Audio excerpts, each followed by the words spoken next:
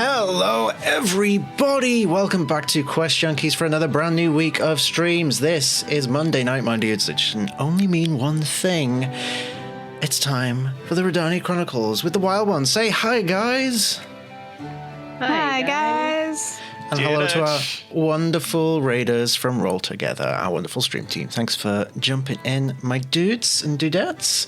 And those of you who have ascended beyond dude and dudette. I don't know, I'm rambling. I've had a tiring day, so we're going to get the funky DM energy tonight. So have fun with that. And yes, happy Pride Month. We have Pride Week starting this Sunday. I'll talk about all that towards the end of the night. Let's quickly go around the table and introduce our players. They can say who they are and who they are playing. No Mr. Timey tonight, unfortunately. Artie is recovering from the Dramload Festival, as we call it, here in the UK. I will do my best, Mr. Timey, in your absence. But we will move right on over to Aylin. Hello, I'm Aylin. I'll be playing the bisexual, biblically accurate twink. It never gets old, that intro. I've heard it since Demethrin 5, and it just gets better. Speaking of, Patrick. Hello everybody, my name is Patrick, aka Patton. Sometimes I draw art, but on Monday nights I play Conor McGinnis, Earth Genasi Runite Fighter. Such a delicate little bite as well, from such a delicate little boy. So many gifts are going to be made of that. Speaking of gifts, last but certainly not least by any measure at all, Bridget. Hi everybody, I'm Bridget. I'll be playing the Way the Long Death Monklock. Frike is her name. Apparently, Death is her game. Trying something out, see if it works. Yeah, I mean, you might not be on your own in that regard. Yay, Death. We'll get into that into a hot minute. And I'm Patch, the ever humble Dungeon Master. I played everybody else. And with all that being said, let's get into things as we rejoin the Wyld Ones, who continue their investigations into the branches of Palor, this ancient divine teleportation network across the continent, in the hopes of finding a way to fight back after they were dealt quite a severe blow with the Great Reconvergence. And what a fucking awful way to eat a banana. Like, come on, my dude. Yo, Sky started it. Okay. Death saves with disadvantage for Connell tonight. You know what? I have a second character ready, so I'm good. It's good to know.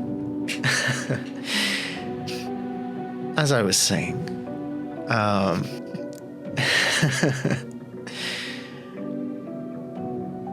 last session was quite an emotional one, for some more than others, as Frike, it seems, had been holding back all this buried emotion, this trauma, imposter syndrome, all these complicated things had been bottled up, but building and building and building to the point where she was struggling to keep it all together. But then, very fortunately, was given quite a pep talk by the biblically accurate twink in the room. E.g. says Fidelis. And managed to rediscover some resolve. And where we rejoin the group. In fact, no, let me go back a little bit further, because they had a conversation last session with their recently departed friend, one Brim Smallboy, who has passed on from this life. They used the Speak with Dead incantation to try and inquire as to what his wishes would be, but unfortunately, with the incantation, it It's like speaking to an echo of the person before they died. They can't comprehend the idea that they have passed, and therefore cannot really advise on their wishes. It's easier said than done, but they definitely got a little bit of insight, though cryptic at best. And where we rejoin the group, they are separated, split into two. In the lower levels of the Palace of Zundanarg, we have Conal McGinnisy keeping an eye out and guarding Mr. Timey, who is investigating this branch of Palor, trying to figure out its secrets to see if it can be reactivated, repurposed, rebuilt, rebooted, brought back online. Insert phrase here. While upstairs, we have Frike and Aegis, looking for more information, potentially an instruction booklet, perhaps, or something similar. Anything that could be of use in the days to come. Who should we go to first? Investigations. You want to do your investigations first? We can definitely start there. I think so. Let's have a look here.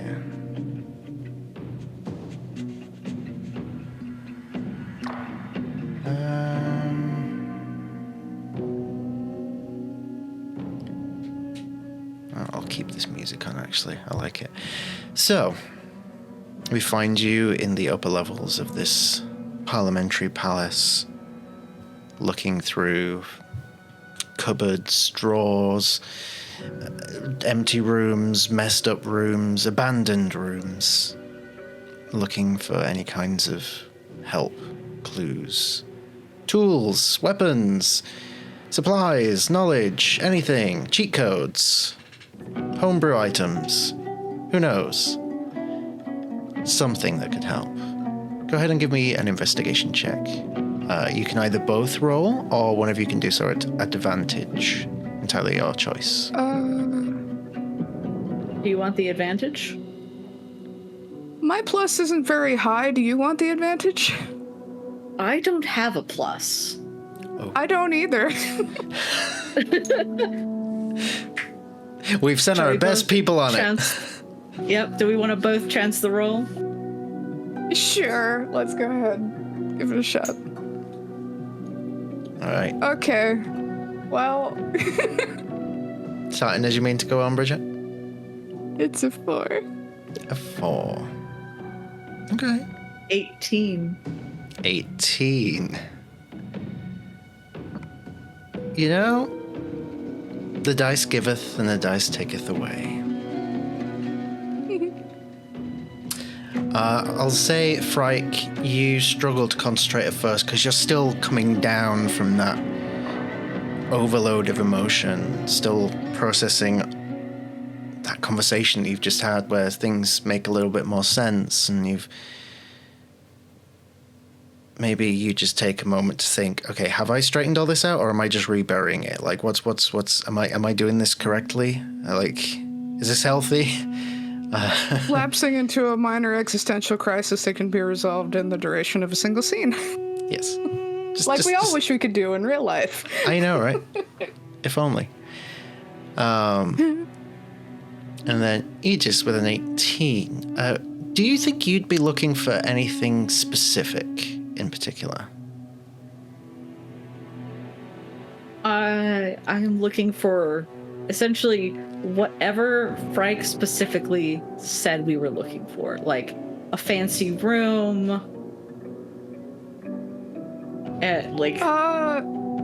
I think I remember this now. We were hoping to investigate Dothrin Mythe and if his map still existed or anything he knew specifically about the branches of Palor still existed anywhere in the palace. Really, I mean, we haven't been back since then, all of us anyway, so we don't know if anything is still here or if it's been looted. So in addition to like that specific thing, I think we were hoping to find like supplies or something like that. Anything useful, really. Okay. So branches of Palor, supplies, and fancy room is essentially what Aegis is going off of. All right. So with an 18, you definitely find a fancy room. It matches the description, the brief description that you will have been given by Frike of Dothram Mythe, who was in charge of the city of Zundanark before he vanished. According to Thrasham, abandoned the city at a time of crisis.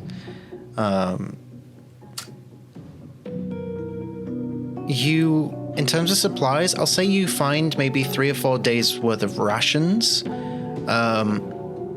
It should be more, but it looks like some of them have been opened and partially taken. So you've kind of got like rations that should have lasted longer, but because they've been opened and they're perishable, they won't last as long now.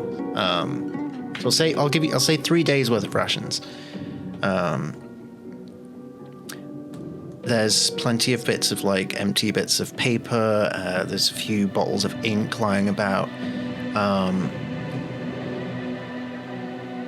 You find...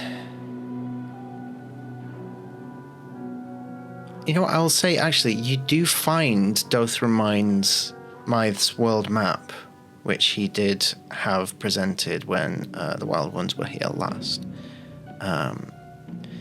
Which, I suppose when you show this to Frike, and Frike brings out the map that you guys have, a lot of the points of interest would align up with ones that I believe Bridget has on her wall next to her. With a equally same like a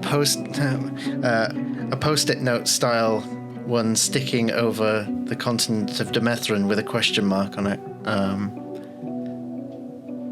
Rather curious. In terms of things on the branches of Palor, you find a bookcase which has a lot of books on there, which seem to be like notation books, keeping records. With an 18, you look through them. It'll take maybe half an hour or so. A lot of it is unconnected to anything relevant, but you do find 1 or 2 that reference the branches of Palor, but they appear to be just detailed accounts of the event where it was activated by a small gnomish man just a matter of weeks ago, someone matching the description of Westerly Strider as you read it. So there is nothing earlier than that currently. You do see that a lot of books have been taken. So whether or not there was more historical records and they've been since removed, with an 18, difficult to tell.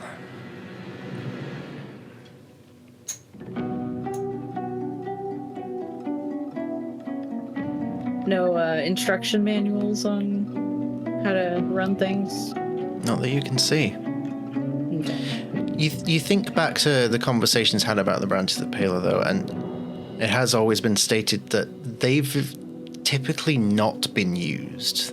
It's why the fact that it being used recently by Wes was so out of the ordinary and unexpected, because they were supposed to be offline, essentially.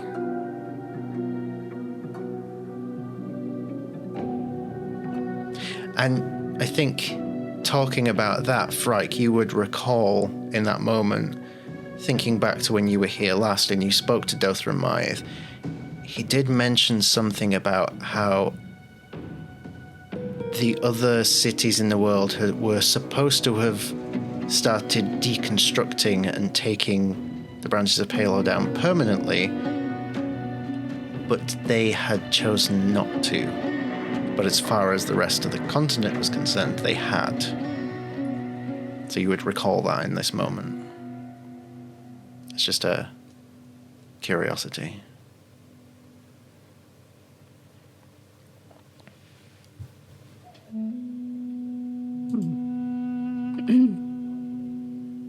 He just will show everything that he's found and like laid out in an orderly fashion.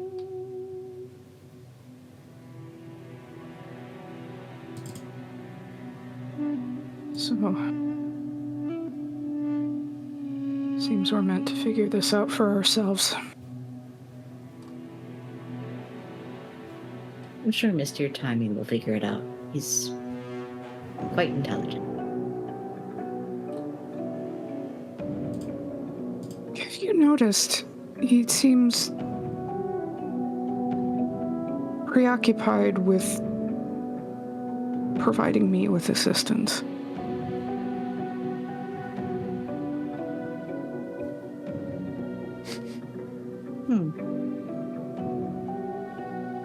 Like, you can just kind of see thoughts going through Aegis's face.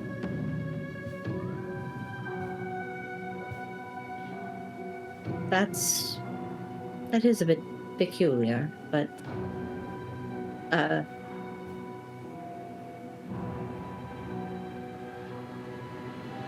perhaps he comes from a society like mine.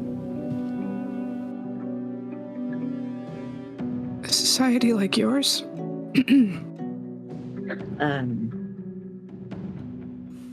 Woman dominated. Oh.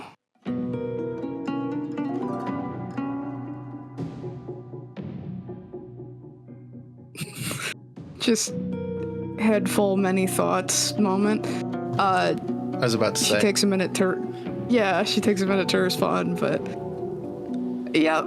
Yeah, Aegis's Interesting. subservience specifically to her might make a little bit more sense now. Fuck. It And does. the penny drops.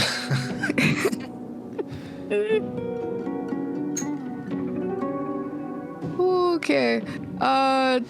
Ton of things just started to make sense to Frike in this exact moment. So, well, this isn't something I'm accustomed to either, but, I hope everyone in the palace made it out safely. I don't know what we would have done if we'd have run into the politician again, the Dothrin Mythe, and maybe we could just say that is when, like, she gives not just, like, the description of the room, but her own personal account of the man and how artificial he seemed and pompous as well. She would use that word to describe Dothrin Mythe, and perhaps It is what I more would of society expect. could benefit from female domination. God damn it, She's Bridget. realizing what she says as she's saying it. Aegis is completely unfazed, just like... It's never occurred to her until this very moment, as soon as you provided that important context. Yeah. He glows, but he's still a drow. Well, all of that aside, should we perhaps rejoin the others and discuss our next steps with the branch of Baylor? That sounds good. I think she'll set off to, like, head back the way they came, back down the castle, and then realizing she's ahead of Aegis, like, it'll give her a moment of pause, but after, a minute, she'll keep going. Okay. If it's any comfort, I think that people probably got out just due to the fact that there are no bodies. That is comforting. We've gotten used to the smell of burning materials of life but we shouldn't have had to.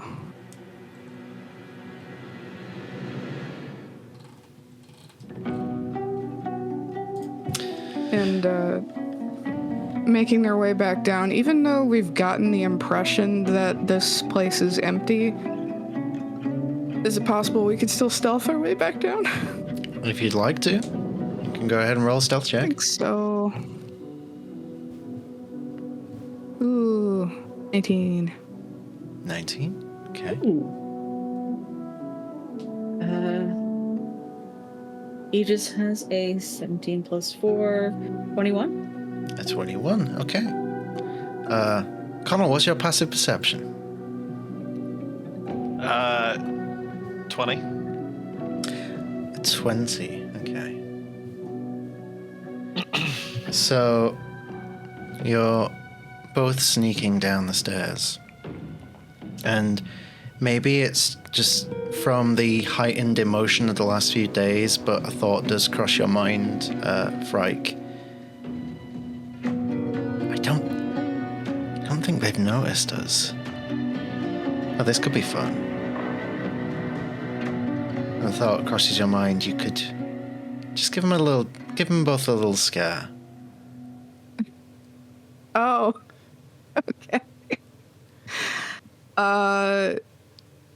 Then yeah, she'll look at Aegis and just do one of these, and then sneak her way up and just startle the shit out of Connell.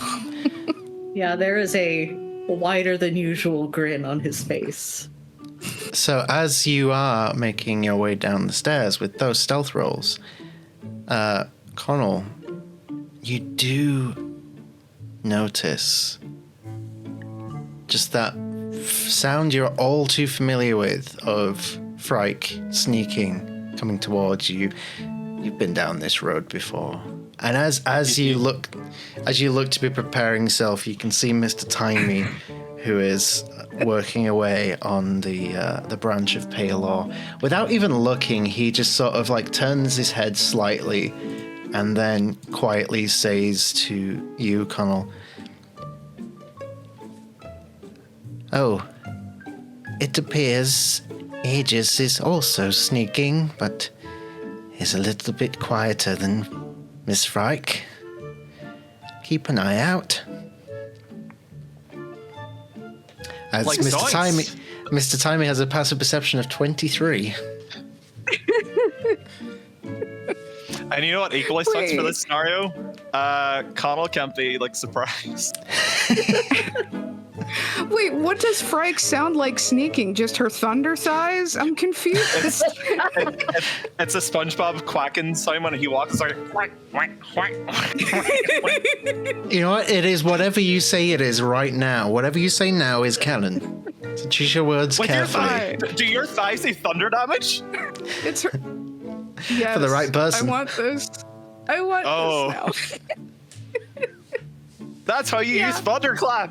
Give her thunderclap. Thunderclap. Thunderclap. It's her thunder thighs. Yeah, it's canon. Or you could have the suggestion from chat from Mai, which is it's the heavy breast thing. I thought that's a breastfeeding. I was like, oh. Oh, Oh my god. Yeah, it's canon now. okay. So you feel the static in the air from the thunder thighs sneaking up. You did this to yourself.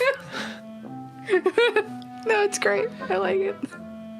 She just looks a little disappointed with herself. Like, damn it, I could never get pranks right once. Not even once. Well, as of yet, you aren't aware that you've been discovered. Oh, okay. You are in Well, the process of sneaking up. sneaking at you. Clap, clap, clap.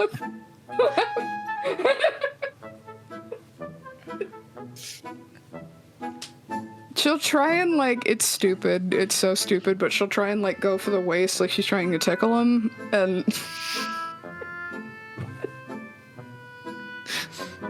And how does probably she's Go ahead. She's probably, like, successfully done that to Rhódania at least once. I'm just imagining. Of course, if it worked on Fronia, of course it will work on Connell. Connell, how do you respond to this oncoming tickle attack? Well, I like to think because she's essentially tickling a statue. Like it's just like no, that's too reactive. Like I don't think he notices, and he just continues his conversation with Mr. Timey probably about whatever bodily function he thinks that he should have. No, you know what? Blessing of the Raven Queen onto his back. Like a piggyback ride. Oh. And then she'll say in his ear, she'll just go, boo! Oh, someone's looking really chipper as he kind of like eyes Mr. Timey, being like, she needs this. Quite. I noticed that, for fuck's sake. Don't pity her.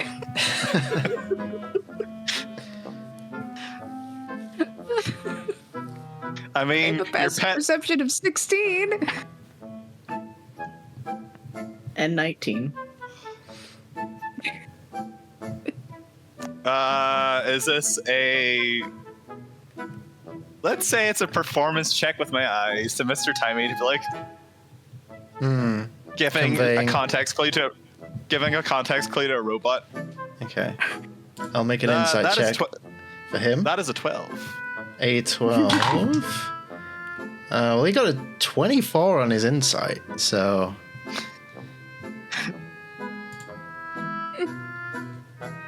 How would he respond to this? Wait, what was the modifier for that? I'm curious. +8. Oh, God. Damn. He's a cleric, isn't he? Mm-hmm. Gotta love that wisdom stat. Those are good characters, Mr. Timey. We've only just begun to delve into the enigma that is Macklemore. Would you say it's a nice try for the enigma?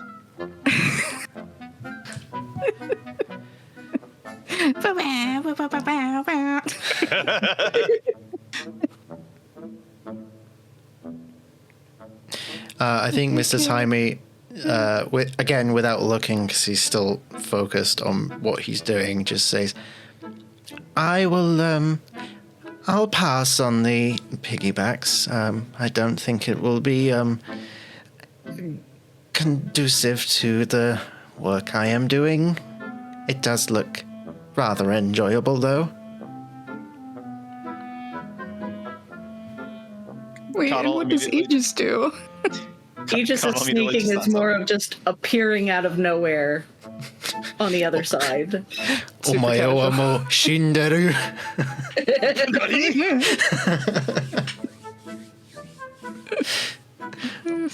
Oh, I need that art now, Pat, of that.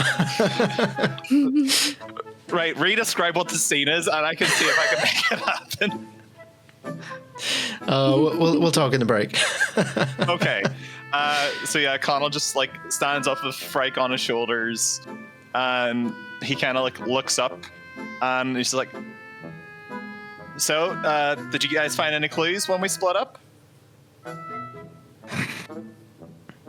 I think it's not. Frankly, all I found out is Mr. Timon doesn't breathe.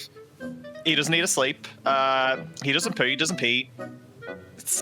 It's creatures like this just exist. It is good information.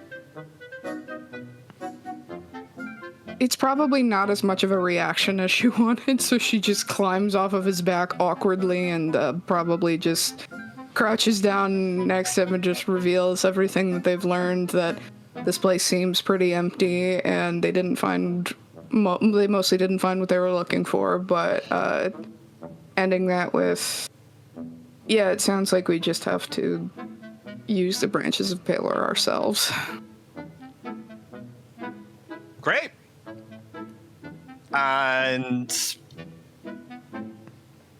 We were looking for instructions on how to use it, but we didn't find any, so it's going to be taking a big leap of faith. And how did Wes use them? Well, he lost the... Do we know that he lost the house? Like, part of the house? Yes, I believe he did, yeah. He was... Let me think. Because I don't think he gave you the full account, but he gave you the most of it. So, Wes said that he was... Well, he said that he was actively trying to recreate a convergence event, but micro in the lab. So he was fucking around with different things, different concoctions, and he did it. Or at least it seemed like that way. Right. Well, he was essentially creating another convergence event, and he kind of did it. He just got transported elsewhere. I believe that the local terminology for this is, if I recall, fucking around and finding out. Well, I mean, this is a very grave situation. We need to make sure we do it thoughtfully and thoroughly. But if Wes can make an interdimensional portal to another dimension, surely I can. What hard could it be? Like, I wasn't aware you were educated in interdimensional travel, Mr. McGinnisy. there's a lot you don't know about me, Mr. Timey. Well, we did Is know there? a wizard who Make a deception check. achieved such travel. I think she's trying to, like, back him up a little bit, so she just says, like, well, we did know a wizard who achieved interdimensional travel, and implying that Kamal perhaps, like, studied beneath Bob, and could I provide the help action? You're gonna need it. So I already had advantage on deception, and that was a 13. A 13. That's appreciate that, just short of his 27 on insight. Natural 19. I could have got it. It's all good. It just like, this is the moment where he turns away from what he's doing and he looks square at Connell, and his face doesn't change, but you get the sense that he's smiling at you, as he just says, I believe that in that example, Mr. McGinnisy, you are quite wrong. I know a great deal about you. Possibly more than you would care to share out loud. Now, Mr. Timey, I've used a little scroll called Scroll of Plane Shift to get back from the Shadowfell to here. I think I have experience in crossing dimensions. Using Frankly, a it was- scroll and, independently using magic of your own is quite different. It just like, details let it get lost in the fine print, okay? Like, I handed Wes the scroll. He said he would figure out how to reactivate it, and then he. I'm okay with the attempting to cross planes. However, I would like to come back from crossing the planes. If she could attempt to play devil's advocate here, or rather Asmodaddy's advocate, we'll say. Backtracking a little bit, she'll, like, see this exchange between Connell and Mr. Timey, and she'll just ask Mr. Timey, well, do you know much about interdimensional travel that you'd be willing to share with us, Mr. Timey? Well, it is, in the manner of speaking, how I got here, though methods differ from place to place, from person to person. It's all a bit wibbly-wobbly, Mr. Timey-wimey. so to speak. Now, in regards to these branches of Paylor, I will have it figured out soon. It is beginning to make sense. It is a little foreign to me, but the one thing that doesn't change across planes is science, physics, the laws of existence. So once I've cracked one bit, I can crack the rest, and it is only a matter of time. E. There we go. You got it.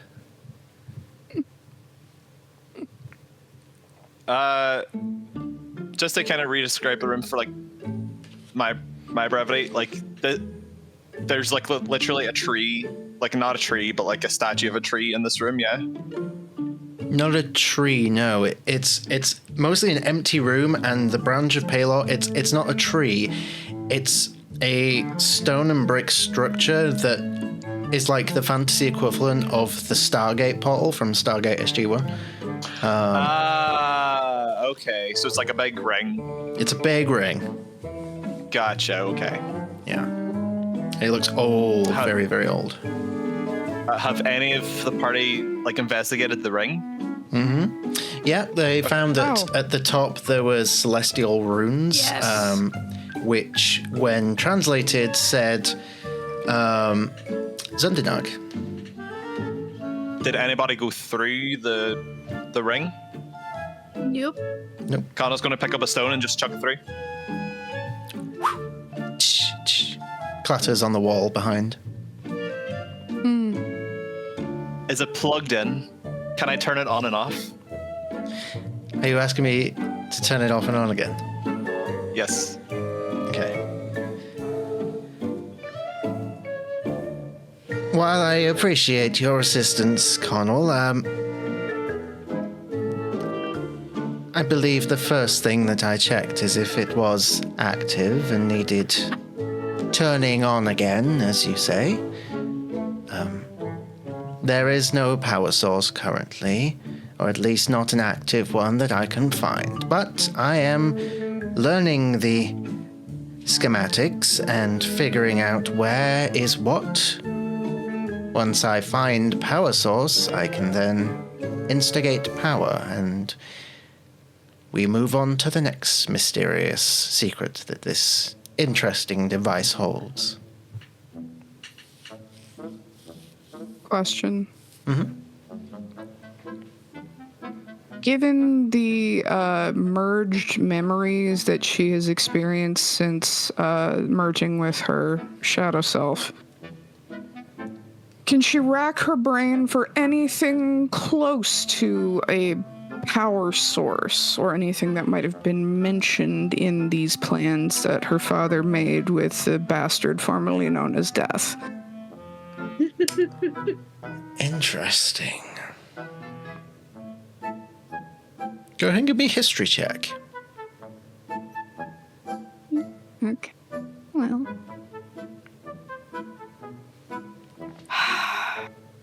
They keep suggesting another intelligence-based roll.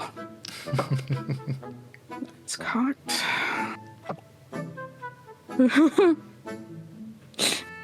It's a natural 20. A natural 20. Let's go. Get it. Okay. You think... Oh, no, that's the wrong Sirenscape. That's Wednesday's Sirenscape. No! We're not in Wildmount. Go away. Are we? Not yet. Not yet. Don't tempt me. You think back. All these new memories, well, most of which you still haven't even begun to sift through in your own mind because of everything that's been going on. For any traces of anything that might be useful, knowledge of power source and things like that. Well, the natural 20, while you weren't privy to the information on how they were able to enact the Great Reconvergence, you do know that there was never talk of a power source, but based on everything that you had witnessed, that you had been told, what you had seen, what you'd heard, even what had been rumored, whatever power was behind everything came from the man behind the curtain, the big guy. And with a natural 20, you think about that particular fact. What's his power? What's the thing that he represents? Maybe the rot could be some sort of power source? It has started showing up again. Huh. And then you think further and you think, if not the rot, those necklaces. Because they were taken before it all happened. And one was fused to you. You were under the impression that you were the key. Maybe you were the key. Maybe you still are. Maybe it was just the necklaces.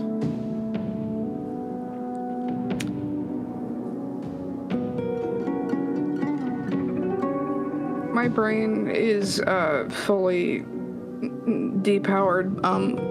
Remind me what happened to the necklaces again? So there ended up only being one in the end.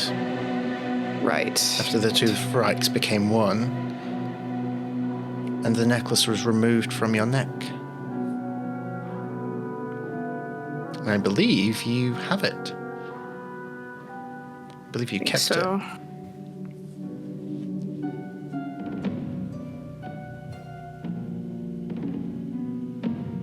She is going to find it in her bag, and now that she knows like what's going on with the wound and the rot that's still like chasing its way up her neck, does it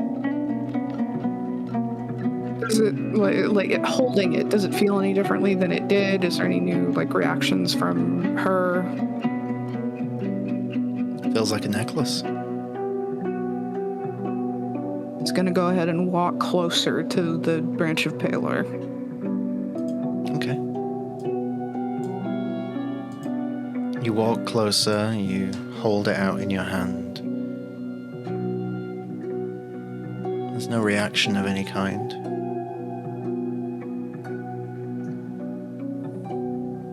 Are there any like runic symbols on the wall, like in Giant or Primordial? Make an investigation check.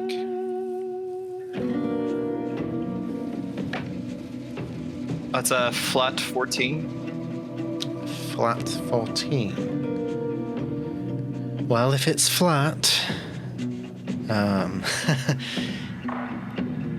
you don't see any symbology of any kind in Giant. You see what, at first glance, looks like Primordial, but slightly different. With a 14, it's difficult to fully grasp. Perhaps it's like an older iteration of Primordial. Like, this is an incredibly ancient structure. Maybe back then Primordial looked a little different, because you can see some elements that look like the Primordial that you know, which makes you think that if I had quite a bit of time, I could probably sit down and work on a translation to this. With a 14, you're not sure you have enough time at the moment, because you only recognize like a few bits that really stick out, so it would take quite a while to then figure out the bits that you don't know.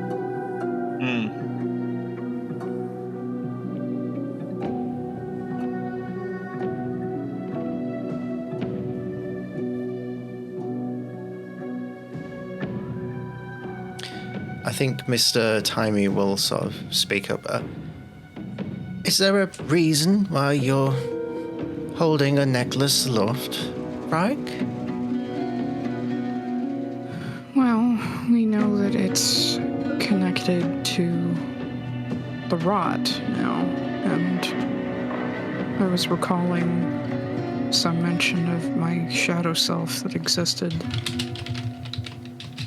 and was a much larger part of my father's machinations. He had the other necklace, but when we reunited, it fell away and there was just this one. And I seem to recall something about, not about a power source for the branch itself, but for the rot being an important source of power. And she'll indicate the vein in her neck.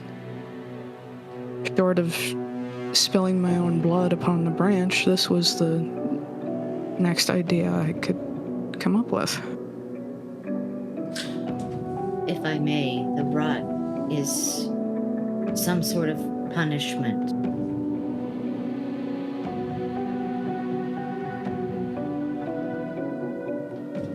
I'm going to make a roll for Mrs. Time Me. But if a sacrifice of a divine nature is needed, blood is often.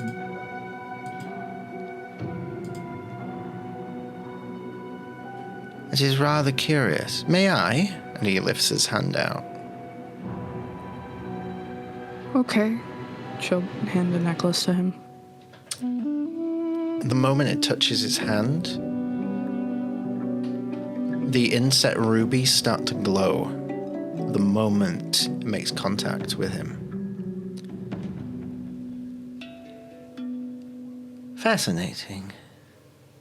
It seems to be reacting to something in me.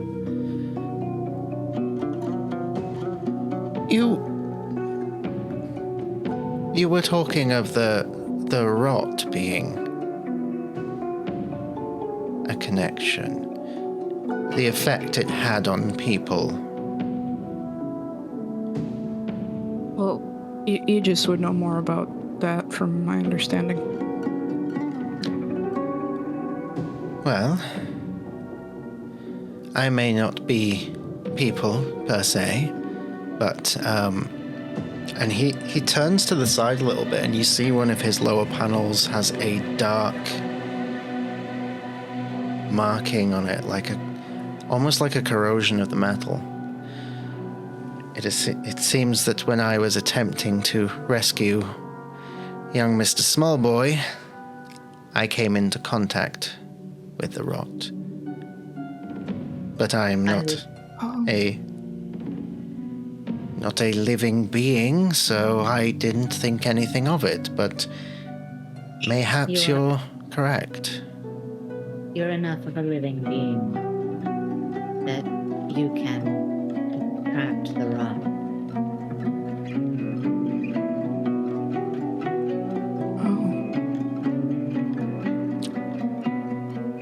Quite curious.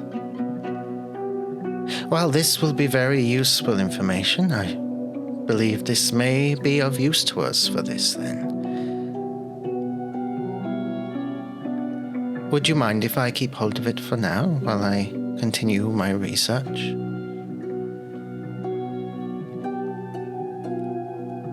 Can I insight, Mr. Timing? Go ahead and make an insight check.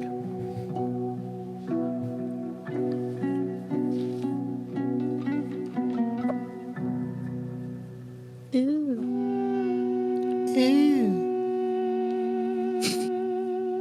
23. A 23. What are you attempting to insight? Well, thinking back to what she said to Aegis mere moments ago about Mr. Timey's proclivity for providing her with some manner of assistance, how it's happened several times now. I think she's wondering if this is another case of that happening again, and also trying to discern why. Just why. Just a general Help her. Is it more of a question of, dear Artie, what the fuck? Yes. Yes, it is. Okay. Do I want to answer this? Or do I want to get Artie to answer in the chat?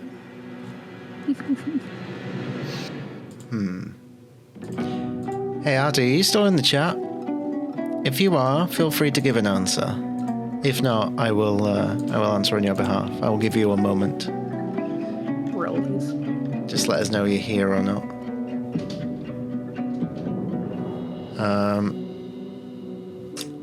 In the meantime, so Aegis and Frike explored one part of the cavern, or they went off to like a room? So it's you're in the palace. So they've been off to the room where the politician that ruled over Zundanark, Dothran Mythe, was. Because when they were here last, that's where all the records, the information was kept. It was the best place, really.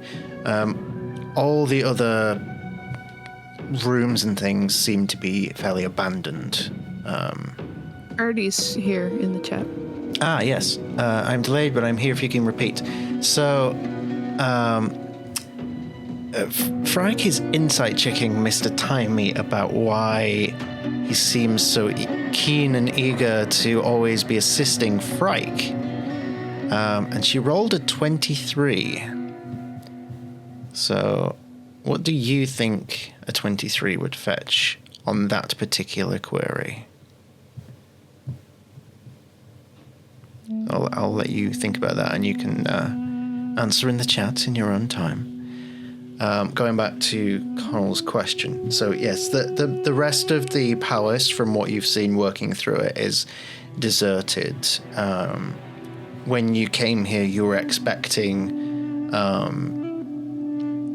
to be attacked by beasts, or perhaps just like criminals, much like the kind of stuff that you and Frike have been dealing with over the last few weeks, but it has been completely deserted. Like, it's actually seems to be one of the safer places in the city. It is eerily empty. But I think you would probably assume that it's like that because this place was one of the first places to be ransacked.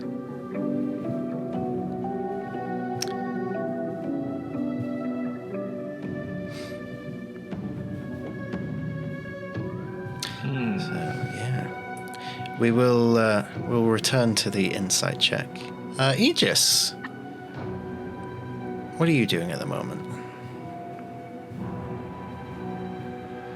I think Aegis is just kind of studying what this conversation between Frike and Mr. Timey. And I suppose on that subject, while that these questions are being asked, what would Aegis's interpretation be? Why does Aegis think Mr. Timey is so evidently focused on helping Frike? I would actually have interpreted it as he's fixated on the Wyld Ones, which would be both Frike and Con. Oh, we have a response. So she would learn that in some fashion, Mr. Timey has an inbuilt protocol which classes members of the Wyld Ones as high priority targets for protection and servitude. There may be an inbuilt order to that, perhaps. So he just been reading this right.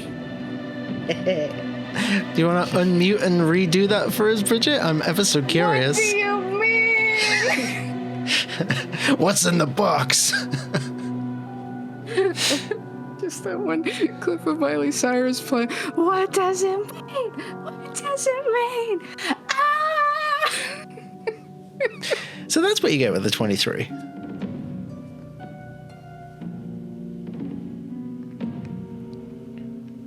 I think he just looks at you and is just like, happy to help as always. Oh, what does taking all of that into account, I feel like we need like one of those memo boards or something like that to pin. We need a red string wall of theories to connect all of the dots we're learning in game, though. You have one next to you, don't you? I do, yeah. Go onto Amazon, get some red string.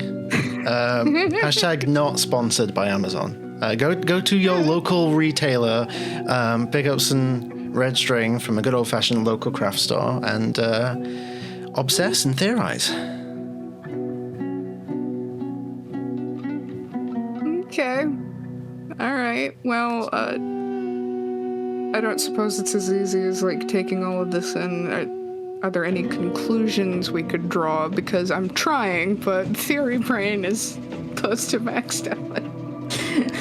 All right, let me answer the question by asking another question. Are you trying to assume? Are you trying to figure out if there's any malicious intent behind Mr. Timey? Yes. Okay, I think I can answer that fairly on behalf of Artie. The answer is no. Okay. I'll say with a If it helps. 23, you can come to that conclusion at least. He just seems to trust Mr. Timey quite fully. Okay. Yeah, while you may not understand everything specifically that he means or says or does, you've been in danger your whole life. You know when there's a threat from someone. You do not feel that. You don't have that danger sense with Mr. Timey. Just mystery. But there's no danger. Okay. I guess she does look like she needs a minute to take all of this in, but she will hand Mr. Timey the necklace. Mm-hmm. And just keep talking through everything that she's been observing, like recalling,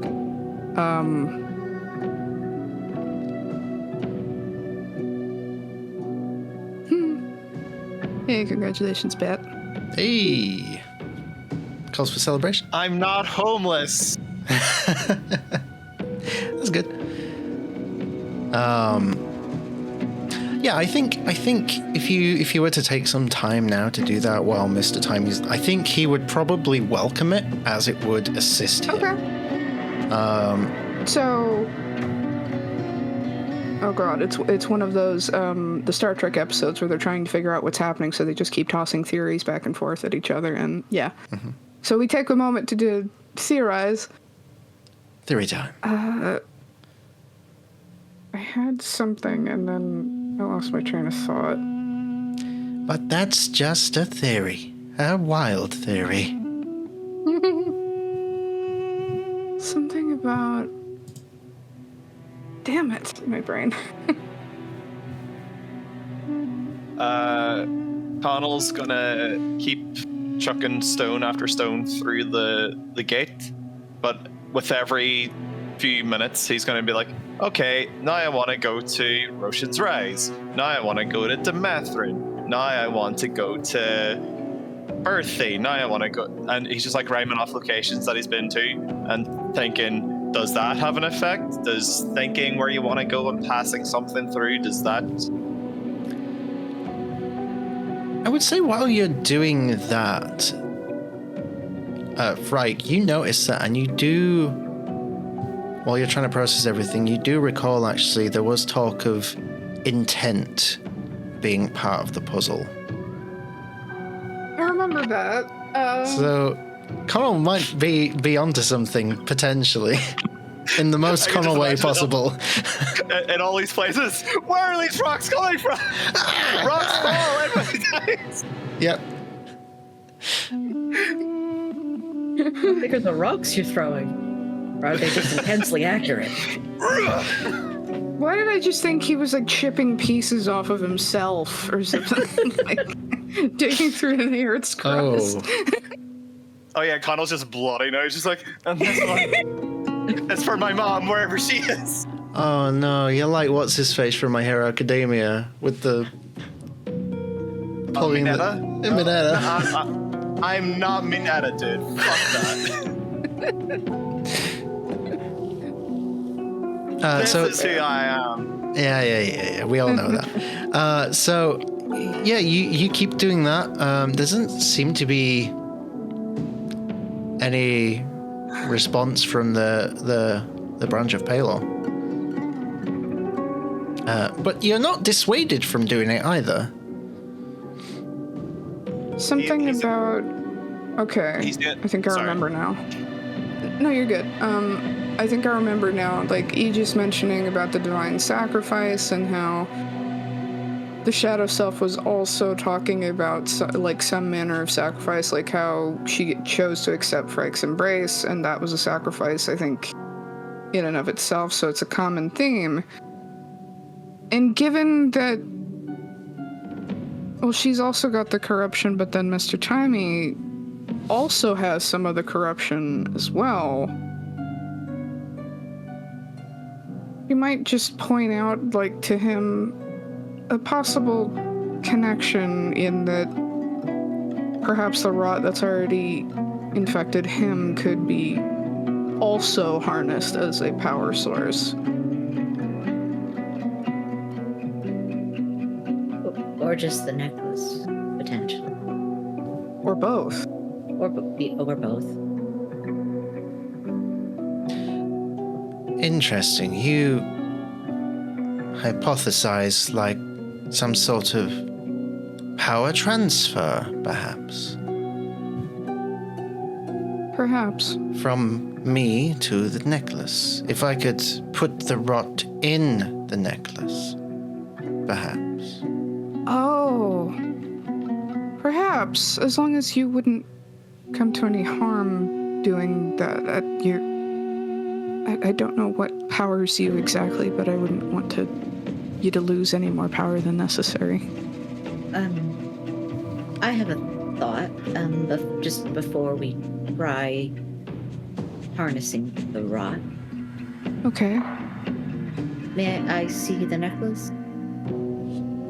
He hands it out to you. Is there any, like, glow response, or does it go dim? As you take it, it goes dim.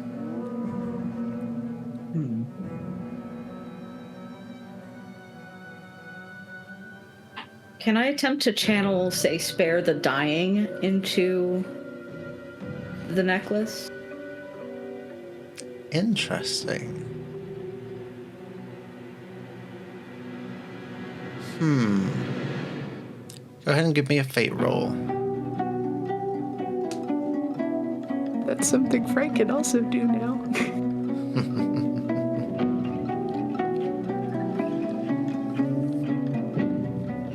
It's a 77. 77. Very good.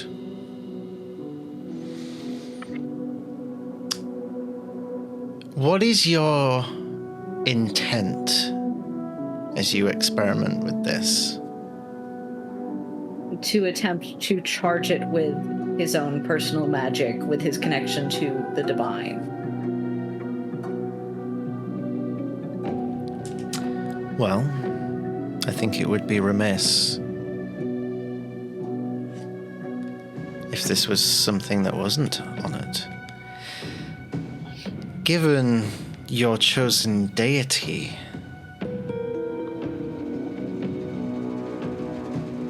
you see the faintest glimmer that lingers within the inset rubies for maybe 20, 30 seconds, and then starts to fade.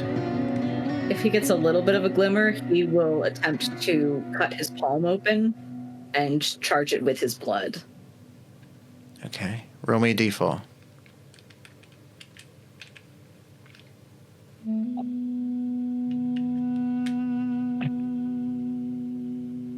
That's a 4. 4 points of slashing damage to your hand Yeah. as you let the blood spill. Because his thought is that if the rot is a punishment, if a purified hand would, if purified blood would be a stronger response.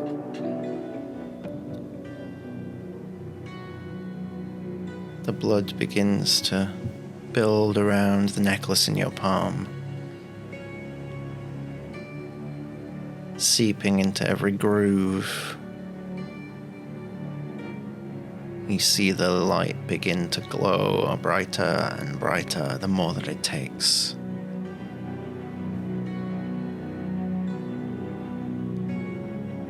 Interesting choice of words. Pure. How pure can someone's blood really be, wielding the powers of death? I guess it's a matter of perspective.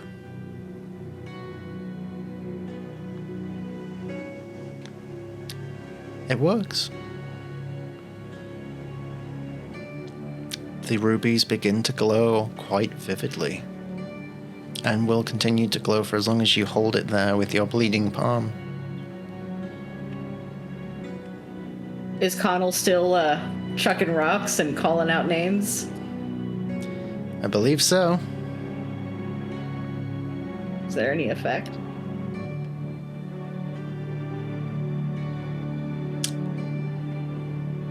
Mr. Timey will look over and go, fascinating. Bring it over here.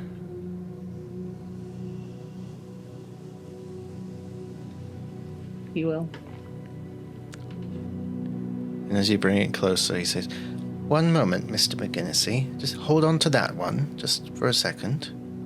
This one's for that snowy place. Oh, okay. We'll get to that in a moment. If I just try this, and then..." And he reaches over, and he clicks something. And a panel opens. A panel of stone just...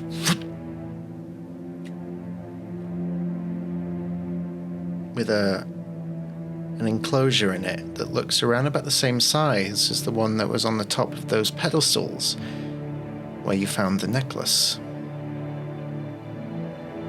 in Morrigan-Earth.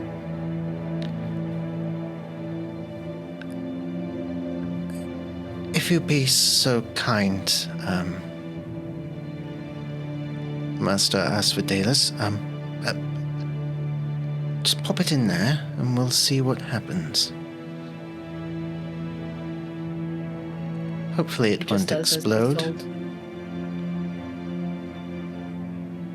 Also, for clarification, he just meant by pure, just uninfected by the rod. I know.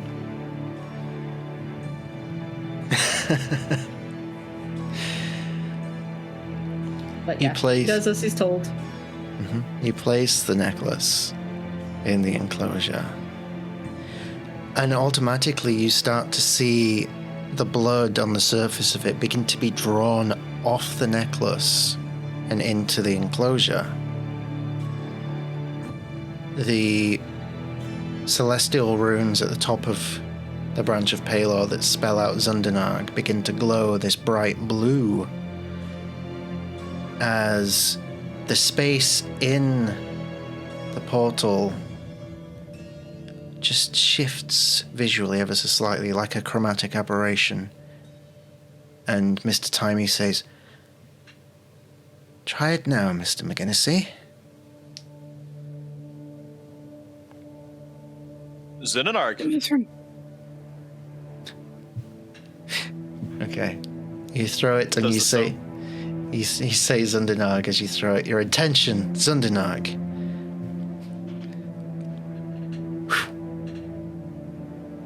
You don't hear it clatter at the other side. Does it come back through?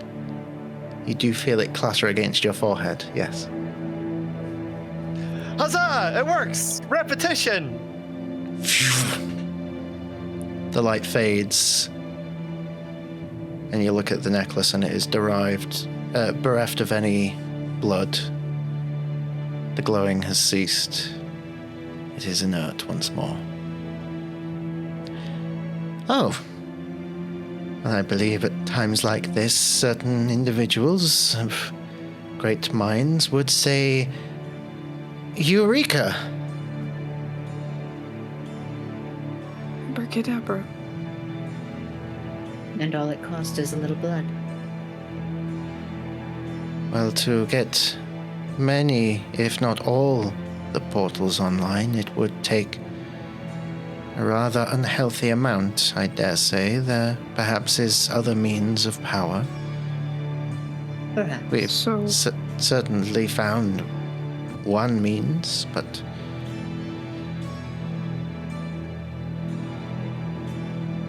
So it's possible that even though this gate is online, or at least it was, the others might not be?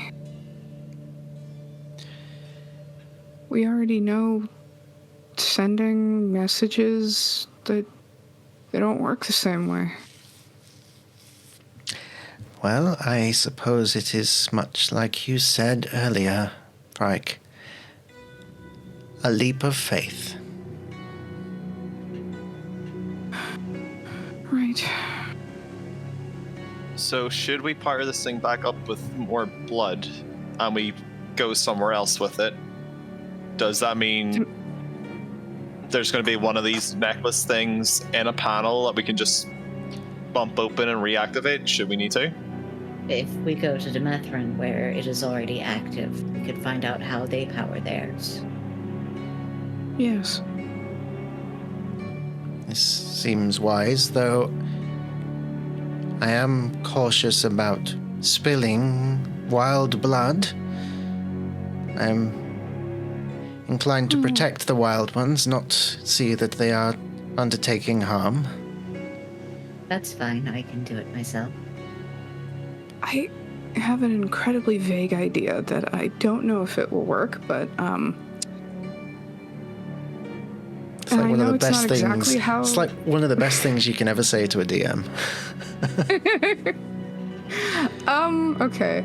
Hearing that, yes, Mr. Timey doesn't want our blood to be spilled necessarily, it gives her a vague idea, and she's going to attempt to summon, like, Child of the Shadow, and maybe, like, use a dagger to prick her finger, and see if, like, Child of the Shadow calls to the rot at all, and see if she can attempt to essentially, like, I feel like there's some kind of, like, analogy with magnets, like, to, like, coax the rot along the surface of her skin toward the tip of her finger where her blood is coming out. This is me scraping the bottom of my brain barrel. I hope you realize that. Are you attempting to rot bend?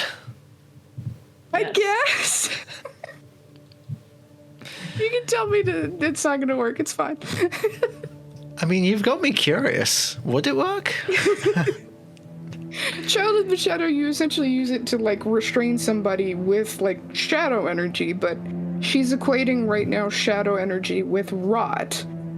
So that's the logic she's using. I suppose it's yet another question for yourself. Are you 100% sure where your power comes from? Not at all. But she's certainly gonna try. If she can. Okay. So, I'll ask for a fate roll, but first I want you to Okay. visually describe what is happening here. Visually describe in your mind what this looks like if it works, so that we can do this properly. Okay. She's observing everything that's happening, the blood that came into the control panel, and how, like, it got siphoned off of the medallion, so she's maybe thinking, like, that means, okay, maybe the medallion isn't necessary, maybe it's the blood, and we've been talking about the rot, and maybe it's the rot. and if she could somehow call it forth. Her first thought, I'll tell you, was to like stick the dagger in her neck, and I know that would be a stupid fucking idea, so I'm not gonna do that. But it was one of those intrusive thoughts. So like maybe seeing where some of the rot has branched off in her veins, she would attempt to like curl her hand in like kind of in a way that she would if for like a stunning strike, and calling Child of the Shadow, because she hasn't done that in a while, just kind of like see if it moves at all, see if her vein, if it travels up her vein, and if it works, it would travel along her vein, kind of coaxed by like the source of blood at her finger. The rot would travel up a vein of her arm. It would get darker, and it would probably look very disturbing to anybody that's watching, like her vein turn black all the way up her arm.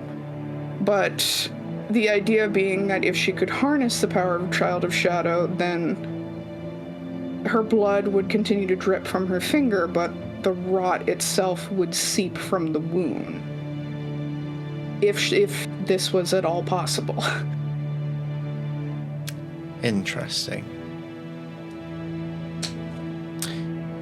Go ahead and make that fate roll. Okay. And we'll go from there.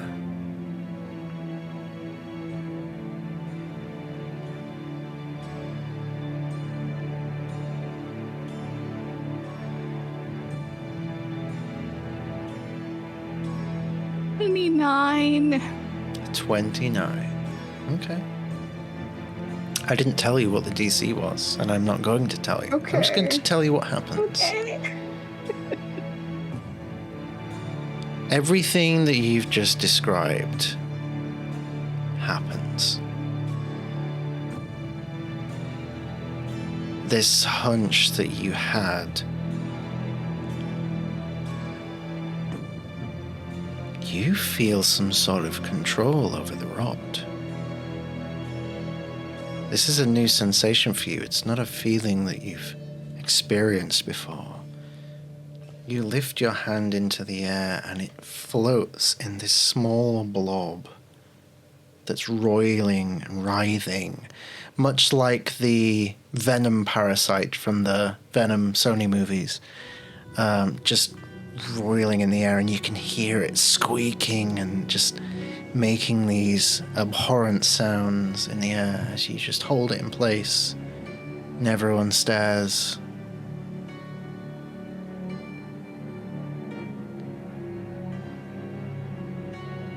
And it's about that time that you hear a terrifying shriek from outside. And the realization comes to you that creatures of rot tend to be drawn to the rot.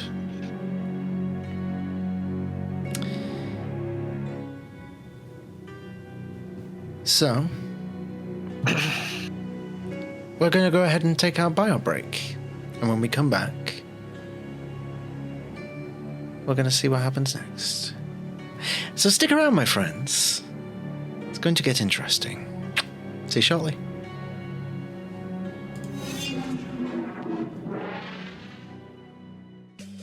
Oh, hi, QJs. Sorry to interrupt your broadcast. It's me. I've been here the whole time. Oh, wait, no, that's Sam Reich, not me.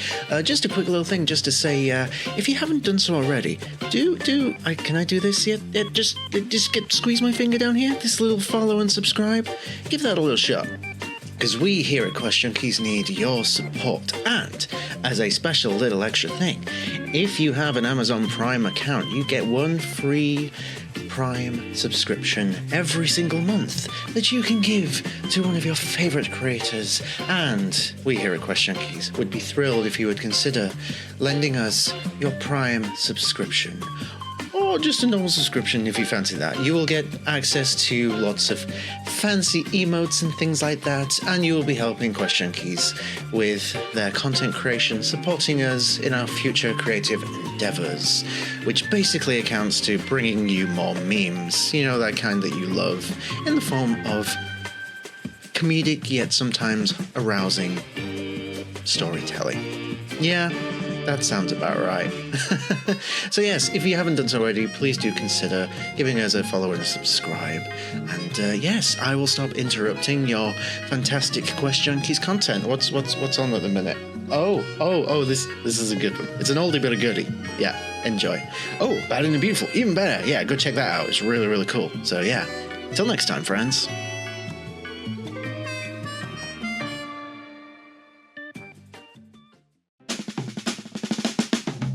Tired of eating bland, tasteless food on your epic quests? Looking for something more exciting to fuel your adventures? Look no further than Subway. Our sandwiches are made with only the freshest ingredients, sourced from all across the continent. Whether you're a warrior, wizard, or rogue, we have a sub that will suit your tastes. Will you go for the barbarian's bold beef, the elven herb roasted turkey, or the dwarven double smoked bacon? Choose from our wide variety of meats, cheeses, and vegetables, all served on freshly baked bread. But that's not all. At Subway, you can also customize your sub with magical sauces and enchanted toppings. Will you add a dash of Dragonfire hot sauce or a sprinkle of pixie dust parmesan? The possibilities are endless. Our sandwiches come in 3 sizes: adventurer, hero, and legend. Need something to quench your thirst after battling trolls and dragons? We also offer our signature drinks, like the Action Surge Grapefruit Ale or the Eldritch Baja Blast Dark Stout. And for a sweet treat, try our famous 100% original recipe Feywild cookies. But don't take our word for it. Listen to what some of our satisfied customers have to say. I never thought I'd find a sandwich that could match the thrill of slaying a dragon. Subway did it! Oh, I used to hate going on quests because of the terrible food, but now I look forward to it. Thanks, Subway. I never knew that I needed enchanted toppings on my sandwich till I tried Subway. Now my taste buds are having a wild flavor surge. The dragon hot fire sauce is not for the faint of heart, but it sure comes in handy when you're fighting frost giants. So why settle for boring, mundane food when you can indulge in the flavors of Subway? Fresh bites for your epic fights. Subway, eat fresh.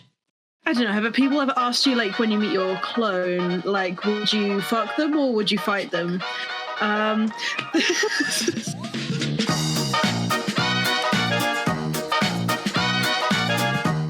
If you'd like to use a tool to help you, say, separate the rib cage to pull out a heart, that's a different story.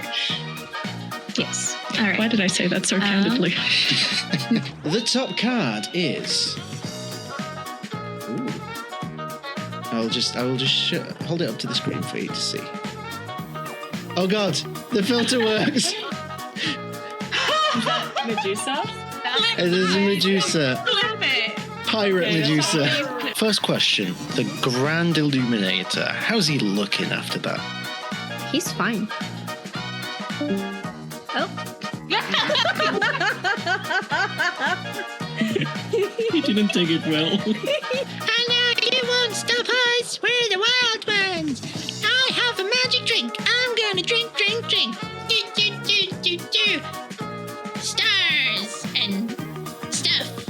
Hey, I'm gonna pray to the moon for help. Hello, moon. Give us some help. We got some vegetable oil in the back, but we try not to use it because it's shit. Oh, the shitter the better. I'll have that. Look, I drew a picture. Do you like it? Too much. Oh no, wait, I forgot to put the arms on. There we go. You have arms now.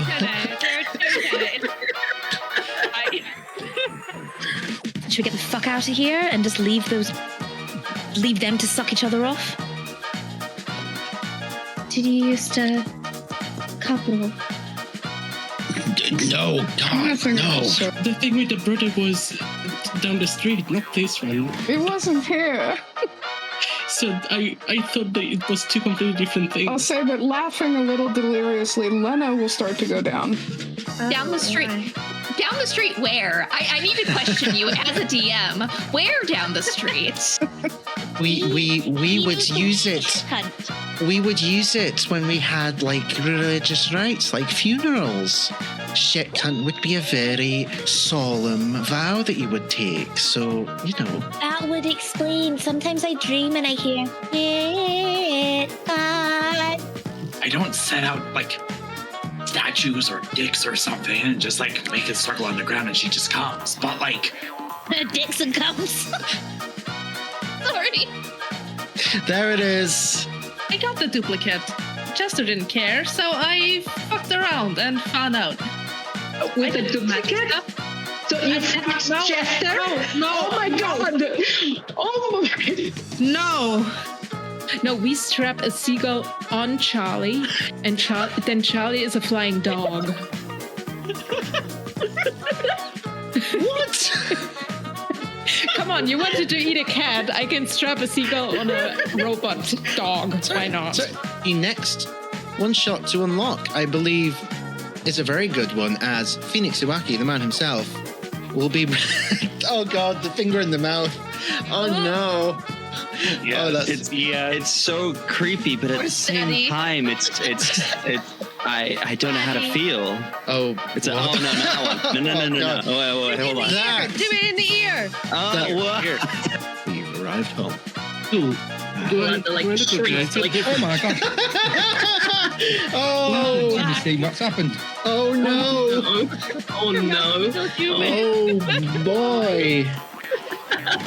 Guys, if you weren't following the channel or subscribed already, this right here is reason enough to consider it. Mate, she's hungover as fuck. You've just launched yourself on her and grabbed her paws and then stuck it in her face. Well, how else would she fucking react?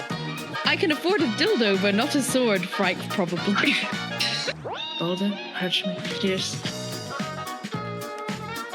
Oh. Keep on both took scissors. Okay. How ironic. Bridget's muted, but I can still hear her. Yeah. I want Tabrel to clap them ass cheeks. Okay, naughty list. Can she ritual cast Speak with Animals? I'm already doing the same fucking thing, thanks to you. Yes! I'm gonna have to. Okay. Yes, yeah. Give us the goose. Give us the goose. All right. Hashtag give us the goose. The chalice from the palace, she points towards chalice, has the brew that is true, okay? Just in case I'm occupied, I'll explain later. Just remember that. Okay. Cool. Sure. René looks very confused. Celosia Goose has a knife and is kind of rocketing around the room with like the zoomies. What have we got there? A knife! Hug! Like things where you can buy the merch and stuff, and where you can support our wonderful players, who we'll get to in a little second. And yes, Sarah's already got the thumbs up bubble. I'm sure we're going to see that a lot tonight, since we just discovered it about 2 minutes ago. Oh, wow! Oh, shit. Oh, no. Pi just found wild magic. Happy 1000! She'll lean in and make out with herself. Just for like a couple seconds to see.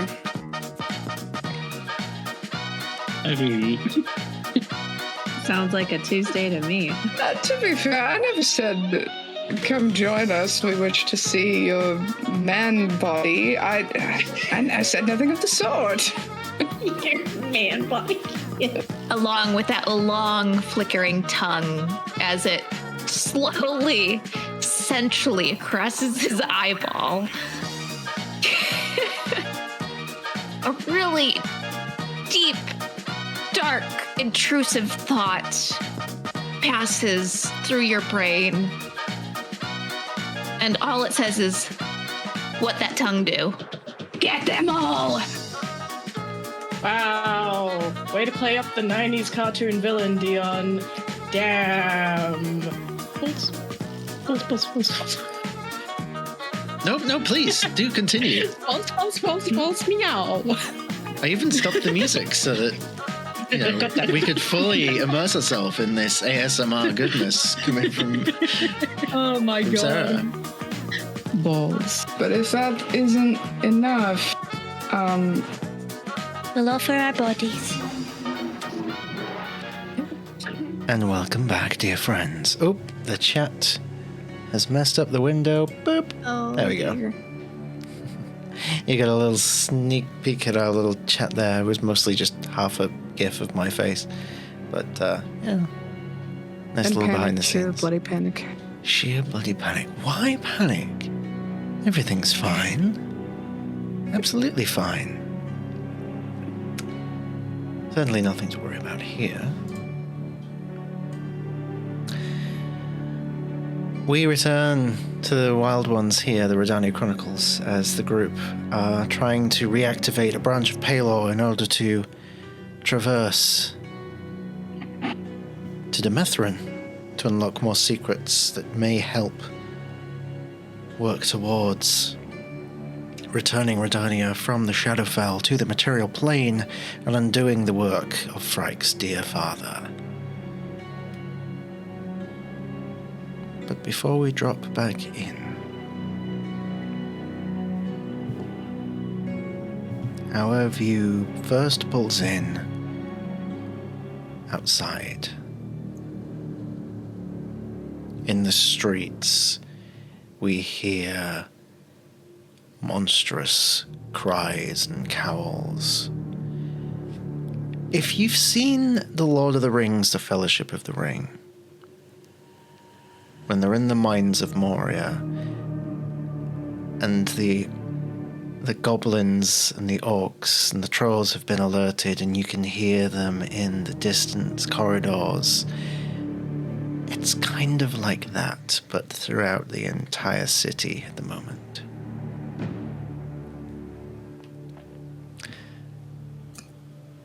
As our view begins to pull inside the building, it stops for a second and looks to the side where a figure in a hooded cowl looks on, and we just see a bit of their face. They appear to be quite old, human. Seem to be just an ordinary citizen of Zundanarg, a civilian. But the emotion on their face is one of, I guess the closest thing I would describe it to is an acceptance of fate. As they look and they see figures appear in the streets, moving at speed towards the parliamentary building, the palace. And he just stands there, and we hear him speaking, praying, reciting poetry. Not really sure at first. But he just stands there, hands joined, not moving. Oh, cruel fate that makes our land to weep. In Rhódania, where life once took its keep, now rots the soil beneath our weary feet. This rot curse, 'tis whispered by the trysted trees, creeps from the dark as if night gives way to breeze. What sin unleashed this foul and dread disease? Our fields once bright now ooze with blood and bile, the air a poison, a death in every smile. And he starts walking forward towards these figures that are rushing at him, and his volume of his voice starts getting louder and louder till he's practically screaming. Alas, Rhódania, thy heart now bleeds, as rot consumes and spreads its wicked seeds. We stand, a people cast in nature's snare, and pray the gods may lift this dark despair. Which is the last word he gets out as he is cut down by the figures that approach.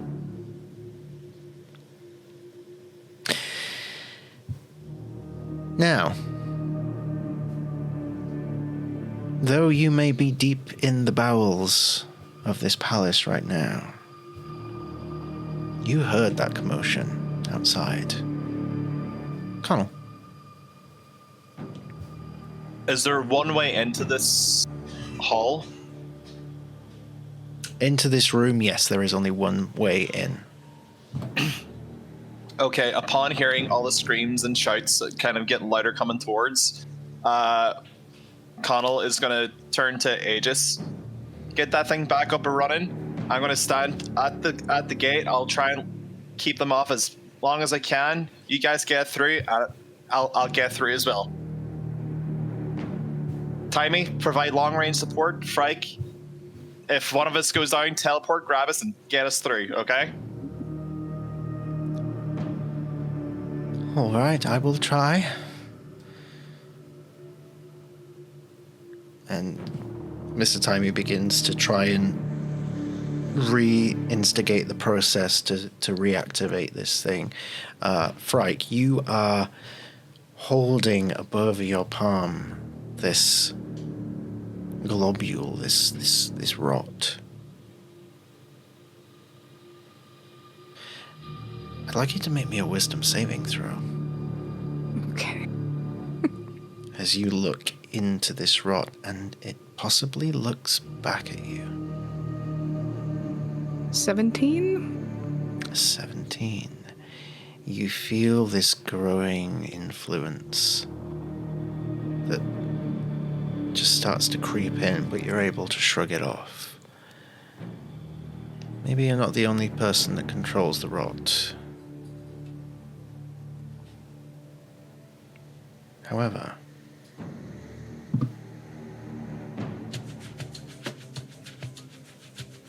we have a plan.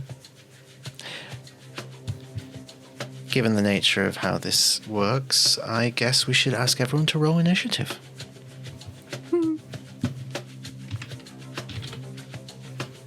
Before I roll, can I preemptively say as a held action, I guess, the second someone gets like an extra turn away from where Connell is, he's going to activate his Giant's Rune.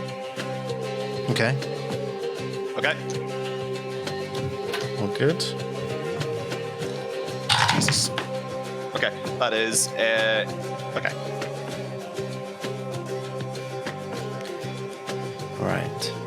So, go ahead and let us know what your initiatives are. I got an 18.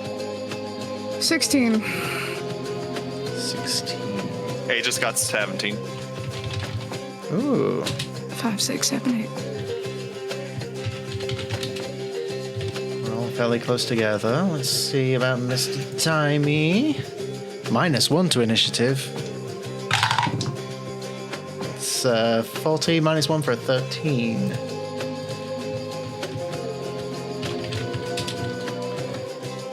Okay.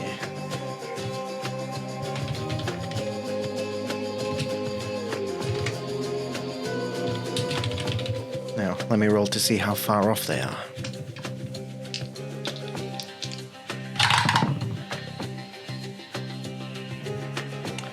Okay. Interesting.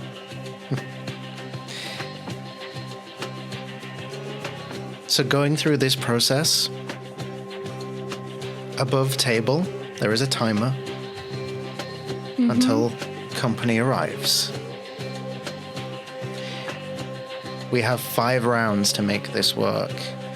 In 5 rounds, I need 3 successful checks. The DC is going to escalate each time. So, you can either choose to try and contribute, or you can choose to keep guard and prepare yourself, hold your action like you just stated.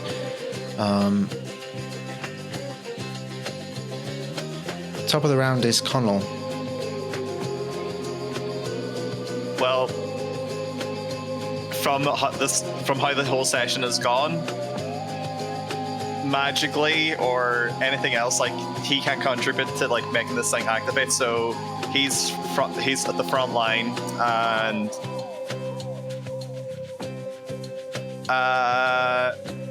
no one's in sight yet. Not that you can see. You have, however, just been granted a round of inspiration from our wonderful Sky McSparkle.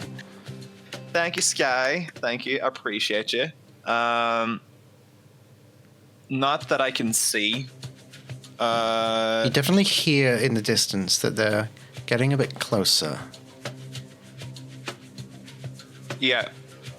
In fact, give me a perception check.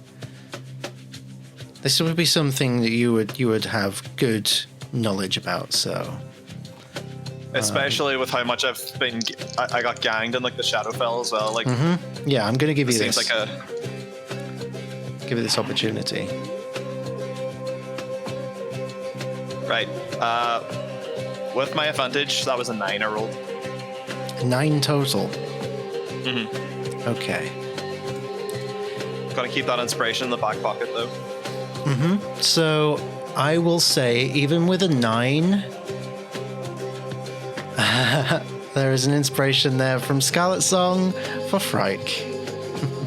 The QJ's coming in to help their Wyld Ones. We love to see it. So even with a 9, you're not entirely sure just how far off they are, because these cries, these growls echoing on these empty, barren corridors, it can be difficult. But you know, at the very least, you maybe have 2 or 3 rounds, maybe 15 seconds before anything gets close enough to be an issue. And that's a guess.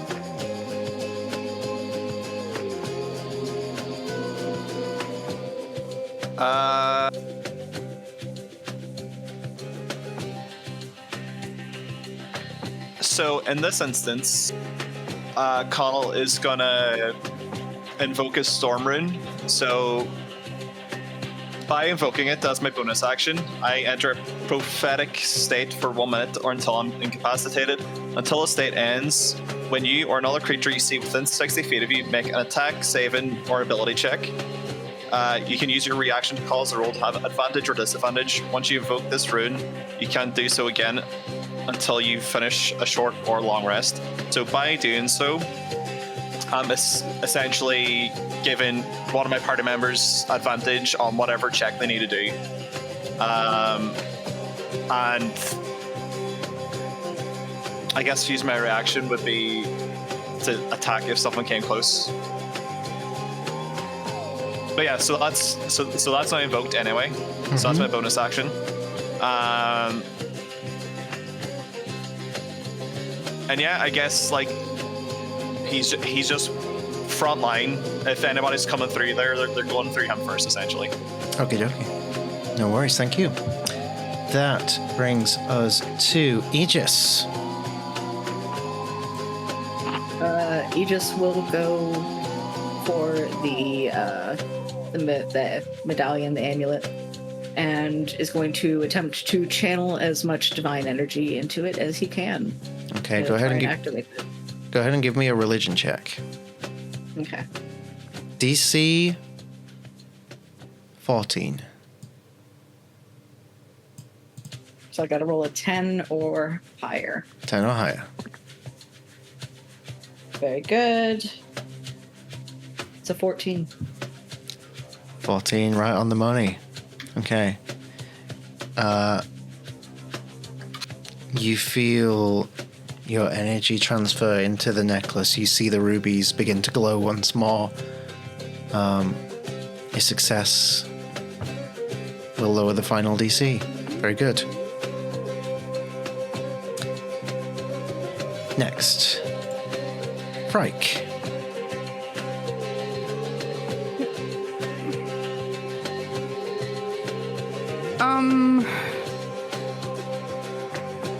I didn't mark it off yet, but I guess like fully expending a use of Child of the Shadow in order to keep the rot contained, seeing what Aegis is doing, holding an action in case she needs to abruptly channel this energy into the compartment to power it any further to get us to where we need to go. I suppose my question to you is, in trying to command this rot, to maintain your influence over it, would you be taking more of a persuasive approach or an intimidating approach? Are you attempting to beat it into subservience, or are you... It's stupid. I know it's stupid. Can I make a case for animal handling?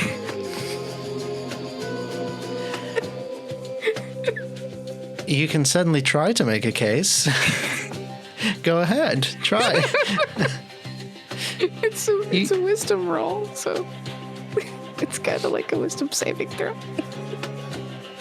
I'll allow it. Thank you. Okay. It's a 13. 13. Okay. You begin to try and draw this rot over towards the branch of Palor, towards this necklace. You feel it begin to tug back. It's attempting to resist.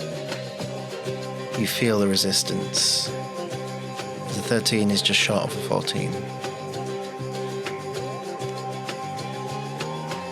Does it for your turn? Mr. Timey. Oh. Go ahead. I'm just double checking. No, that is an action. Can I? Okay. Can I spend a key point to go into patient defense to take a dodge as a bonus action on my next turn? I would say to do that, you would have to drop your concentration on what you're doing right now.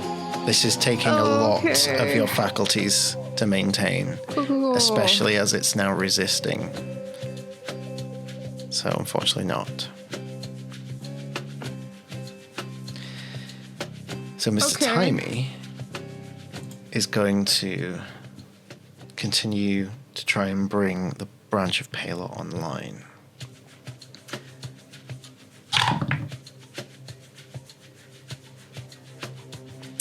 And with a 12,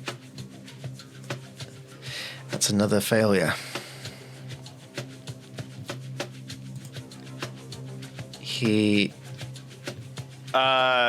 Can I use my reaction to give him advantage on that roll? Good call, you certainly can. You are within 60 feet, I believe it was. Yeah. Mm-hmm. And surely, out of the two people helping Aegis, Timey have it. He rolled the same, unfortunately. So he's trying to recreate the process what he just did, but he realizes that the method that he uses, it's not necessarily the same method each time. He's attempting to jerry-rig the branch of Palor, essentially, and it's a little bit more complicated than just tapping a few buttons, so he didn't get it this round. Which brings us to the bottom of the round, with 1 success and 2 failures, the starting DC of 10. DC on this is 11. I need an 11 or higher on a straight D10 20 roll. Now, do you want me to do it, or would one of you like to do it? You go right ahead. Oh, by all means. So you want an 11 or higher?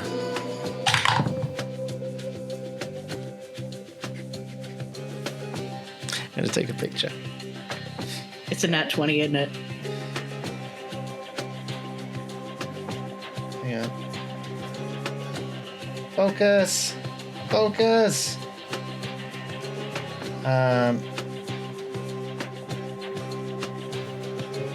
It's a natural 1. Oh no! Oh.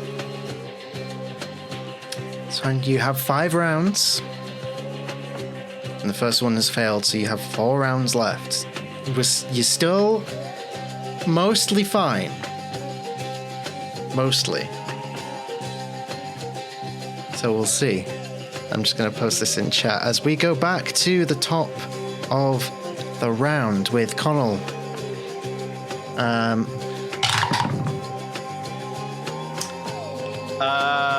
They appear to be coming in at the same sort of speed. You can try and make your check again if you wish to get a better idea of what's going on, or you can do something else. Yeah, so since I've got my reaction back, should anybody fail a check, that should be still active for the next minute. Let's see.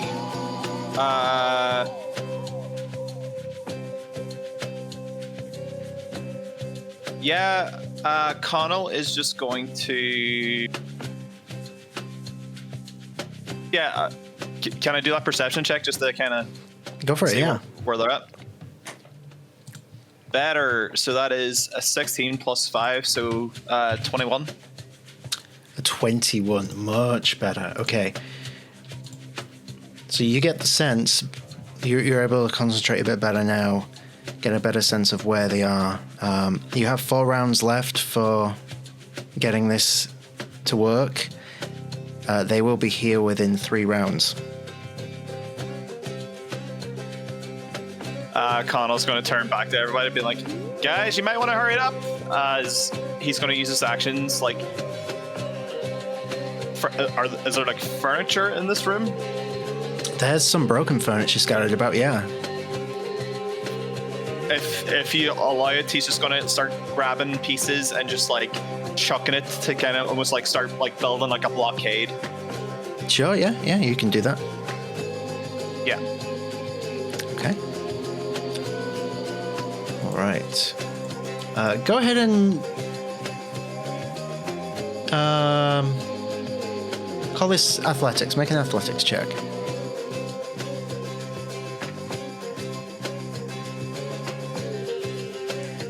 Athletics. That is a 21 again. 21, okay.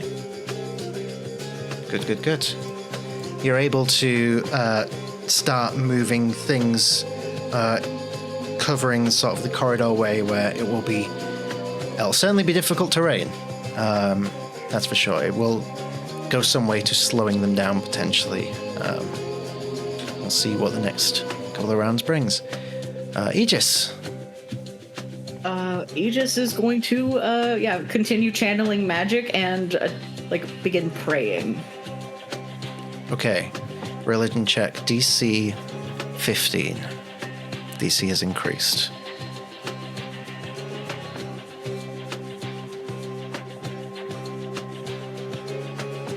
That is an 18. An 18. Okay. You see that the necklace begins to glow brighter, and the halo around the back of your head also begins to grow brighter, and you feel that connection in this place begin to embolden you with your deity, with death. You feel that in this moment, your deity knows exactly where you are and what you are attempting to do. That is a success. Frake. Just writing some notes here. Okay. Just going to call out. I can't contain it on my own. Do we have anything we could store it into? Referring to the rot in her hand. Just asking everyone in the room if they have anything. Let me check Mr. Tommy's inventory. I just threw a drawer in the hallway. Sorry about that.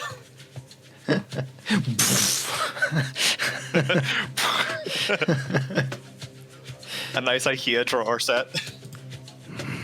I think Mr. Timey will sort of speak up, like, can you perhaps put it in the necklace? In the necklace? Is that even possible? I'm not sure. Worth a try? Aegis is channeling energy into the necklace right now. Mm-hmm.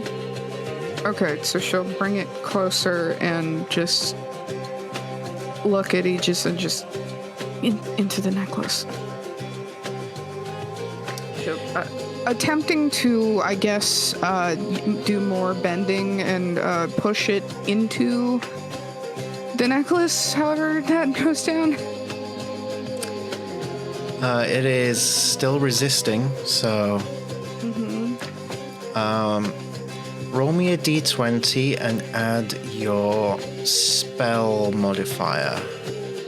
Spell casting modifier. Okay.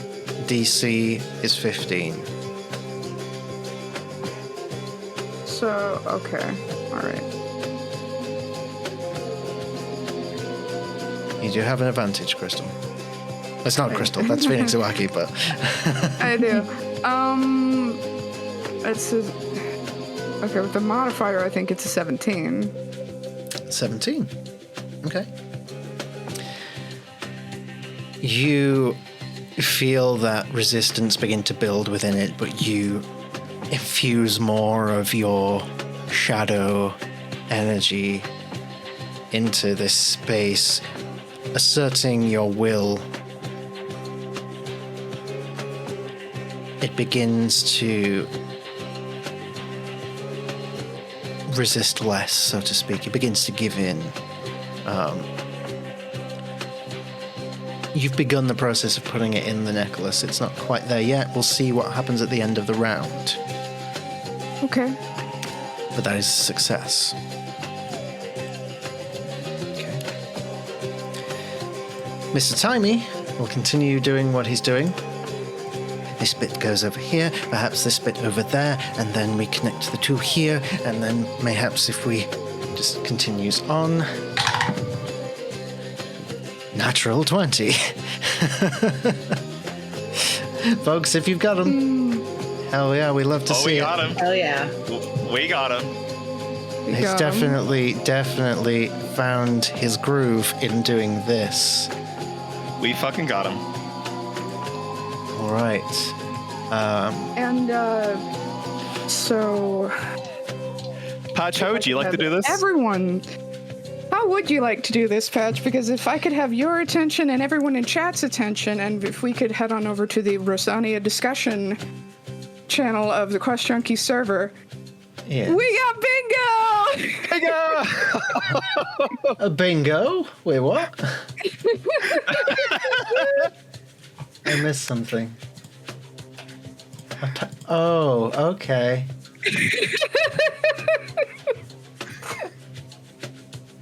This has been going on now for, I want to say, over a month, I'll say.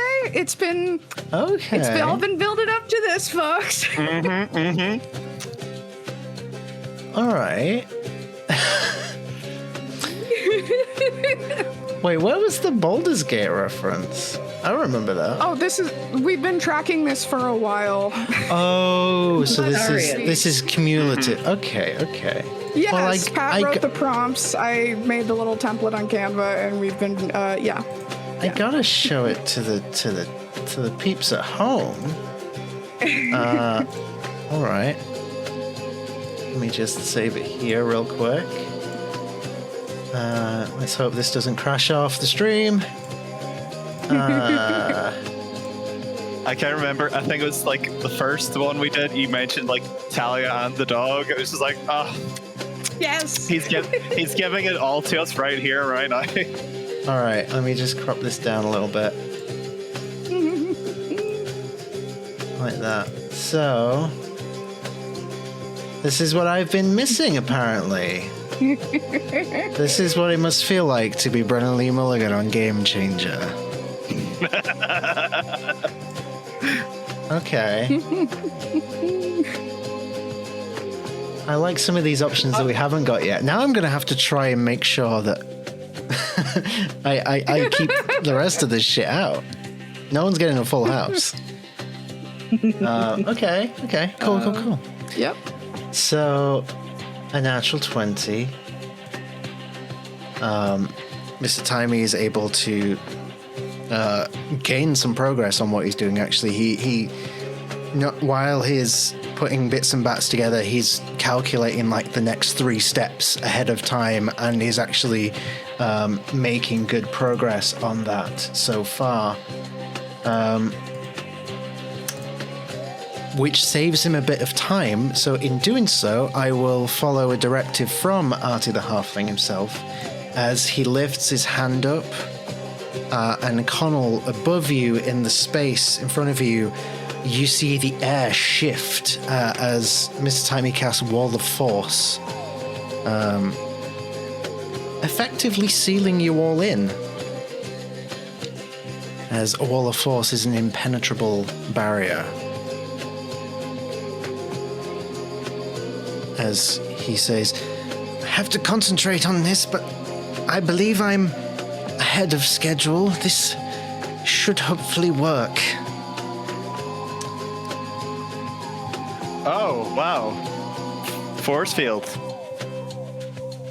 Well... If you get a little battle hungry, I could open a small window, but it would be a little inconvenient, but I could. I mean, we're safe. Woohoo. Give me a deception check. Wait, I'm fine. All right. Next roll. Given all those successes, the DC for this is a 9. So let's see how it goes. And that is an 11. So that is a success. 1 success, 1 fail. 2 rounds left. Well, 3 rounds left. 2 until company arrives. But they have potentially been hindered, as long as nothing unexpected happens this round. So at the top of the round, Colin McGinnisy. Is this room is underground, is it? Or is it? Mm-hmm. It's below ground. Okay. So there wouldn't be like a window peeking out? Or like a grate? Yeah, I guess I'm just going to keep doing my perception check and go up at the wall force and like just to peek through. Go for it. That is a 18. 18, okay. So you look ahead and you can't see that they're making any direct progress. With an 18, you do notice dust start coming down from the roof above you, which is just behind where the Wall of Force is.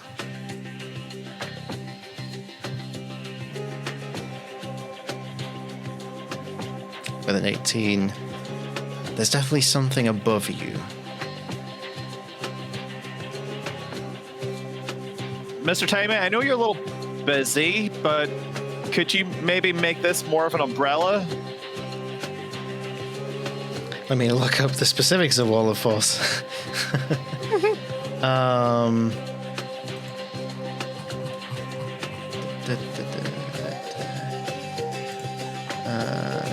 Oh dear, that was your second 5th level spell, Mr. Timey. Goodbye, 5th level spells. Wall appears in any orientation you choose as a horizontal or vertical barrier or at an angle. It can be free floating or resting on a solid surface. You can form it into a hemispherical dome or a sphere with a radius of up to 10 feet.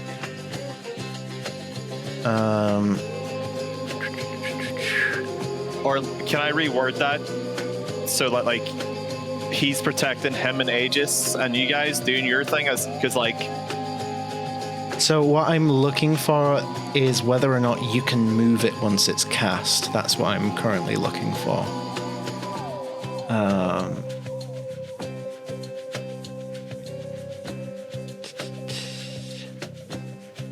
Can't be dispelled. Doesn't say you can move it afterwards. Unfortunately. Okay.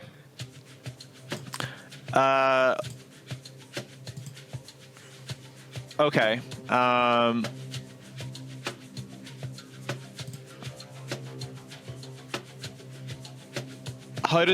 structurally sound does this chamber look? With your 18 on perception, it's pretty old, but it looks fairly structurally sound. Okay. I think, given the context of a high roll, you'd feel like it would take something quite sizable to break through, so to speak. Whatever is up there is certainly not small. This could be one of those galvanized prowlers, it could be something bigger.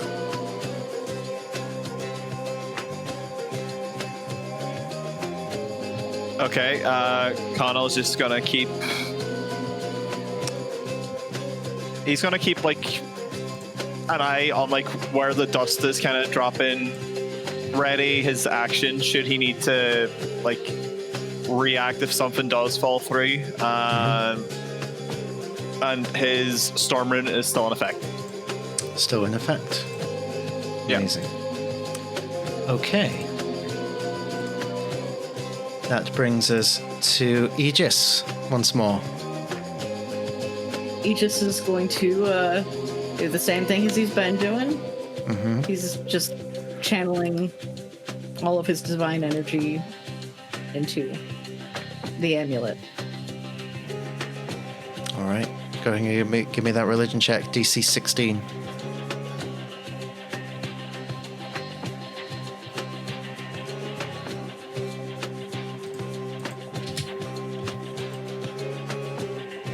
It's 15 on the die for an 18. 18. Nope. 19. Sorry, I can't math. 19.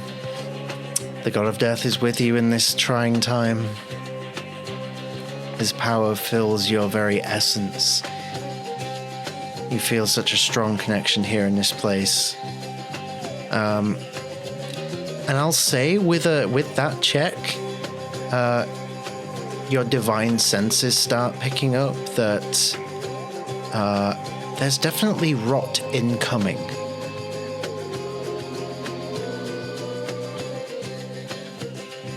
His eyes are probably just starting, as he just continues to glow, that, like, pink gets the, like, cat-like reflective quality. Hell yeah. All right, Frank. Okay. So my thinking was essentially just keep on harnessing the Child of the Shadow in order to anchor the rot inside of the necklace. And if I roll another... Do I roll another d20 with the modifier? Yes. Same roll as last time. DC 16. Oh. Okay.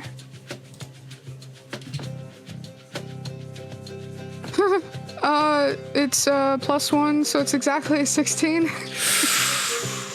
Ooh, we getting squeaky bum time now.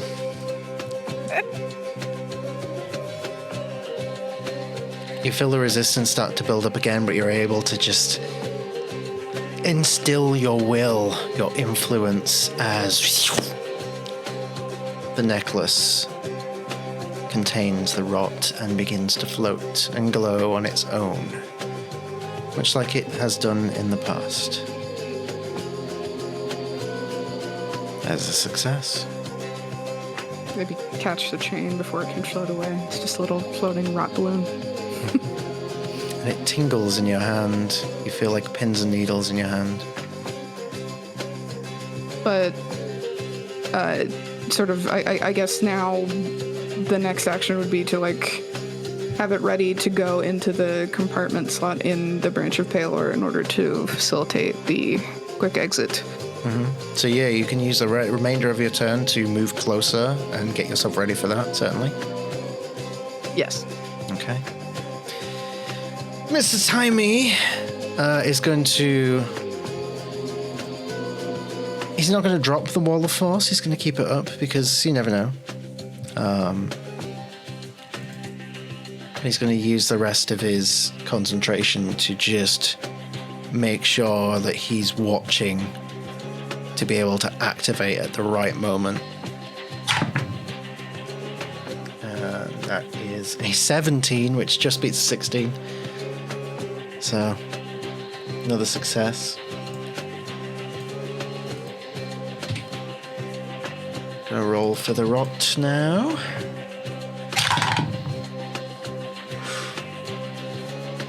It's another natural 20.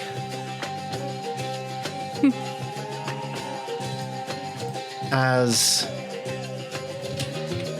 we go to make the final roll for this round, just as we're getting to your turn again, Connell,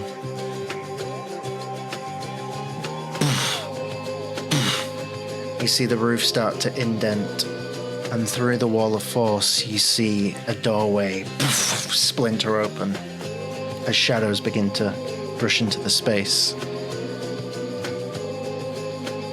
Next roll is DC 10. And that's a 16. That's 2 out of 3 so far. One more and you got it. But the rot is here. And it could change things. So at the top of this round, Conal McGinnisy.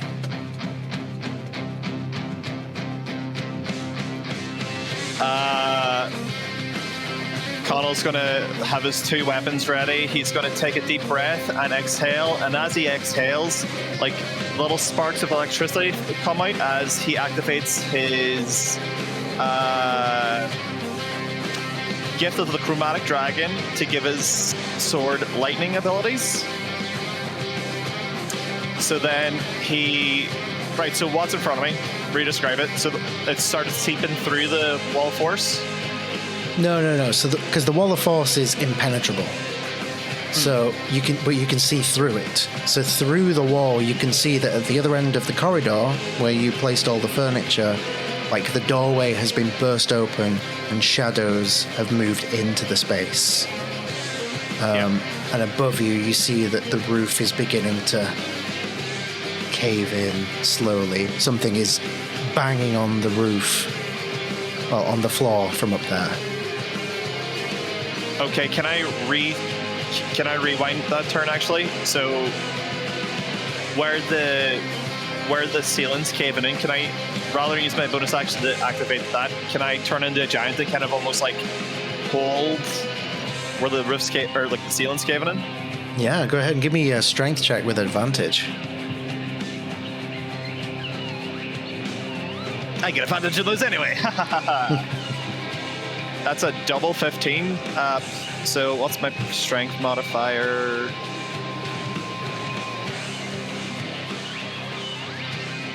So that is a 19. 19. Amazing.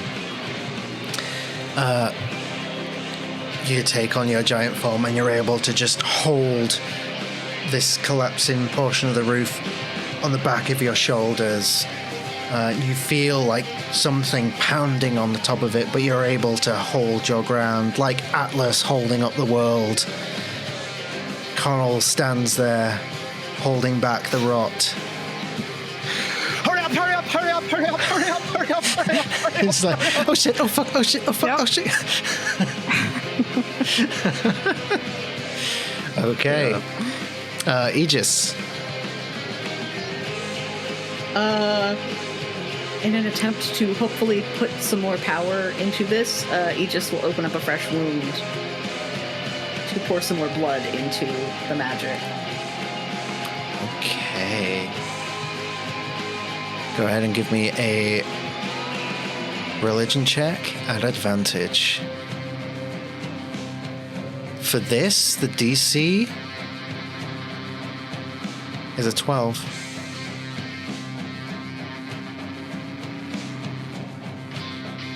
At advantage, it's a dirty 20. Dirty 20. Where are you giving the blood, so to speak?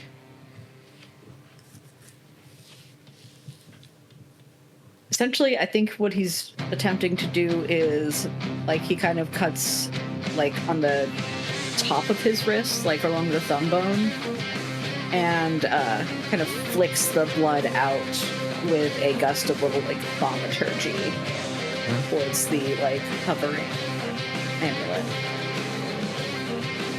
Okay. Good to know. That's definitely a success. Frike.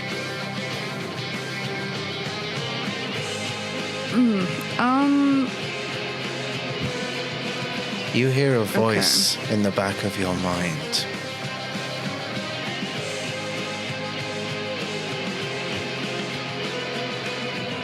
It's not your father.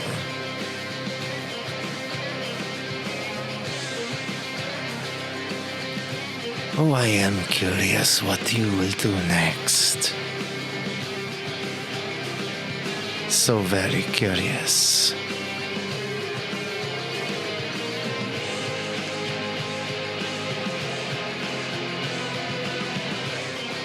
Okay.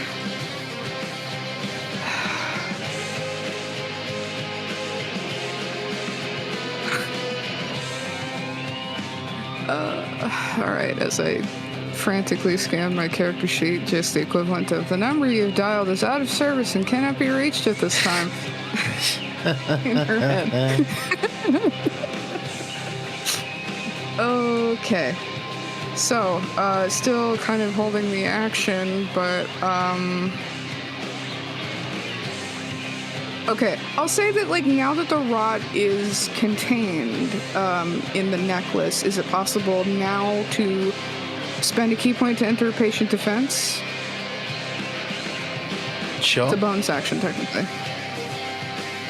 I'll allow that. So that next round I can take dodge as a bonus action. And I think that's really it, because, like, she's expecting that this will, like, as soon as they're here, like, she's going to make the thing... Sorry, my brain, I lost it. Make the thing do the thing. Make the thing do the thing. And that's why you're author. Someone put that in the memorable quotes in the Discord. I'm under-caffeinated today. Okay. As you prepare yourself with patient defense, that voice starts speaking once more.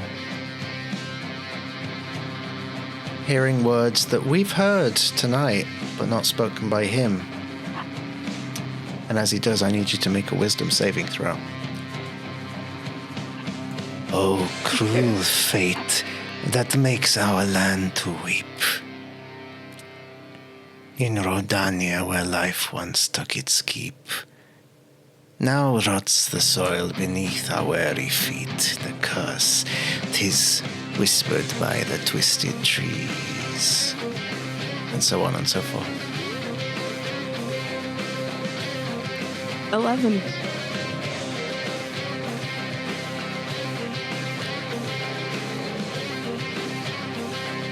You're not ready to let that necklace go. The feeling that you had taking control of that rot,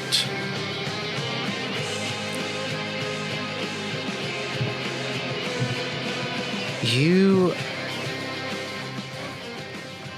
have spent the last few hours completely assessing everything in your life, your experiences.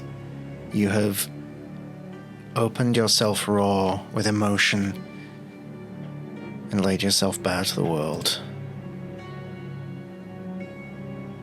confronting the fact that in the grand scheme of things you have felt powerless. But with the rot, you felt the control over it. It tried to resist, but it could not. Ultimately, you wielded that rot. And that's power like you've never felt before. Who could stop you wielding that power? Certainly not dear father, or the bastard formerly known as Relevant. No, I think you want to keep that necklace for now.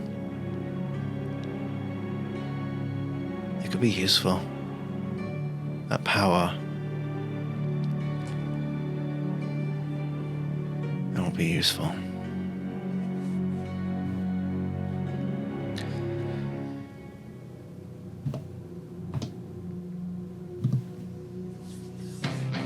Mr. Timey is going to stand there and like, well, I think we're ready. Frike, when I say go, necklace in there. All right?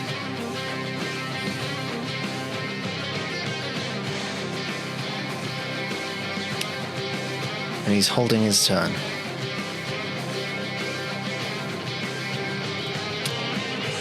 Last round. DC. Straight up 10. 50-50. In fact, no. Fuck it. We're gonna flip a coin. Why is the fear worse?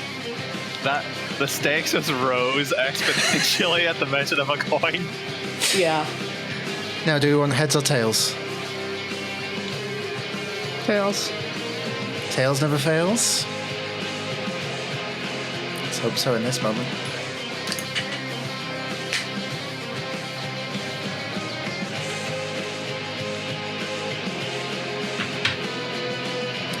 Connell, as we come back to the top of the round, you feel this weight get heavier and heavier. More and more things must be piling on top of it. Even in this giant form, you start to feel your knees buckling.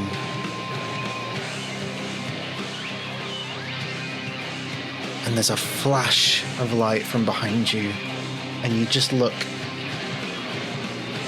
The branch of Palor is lighting up. Activation has begun.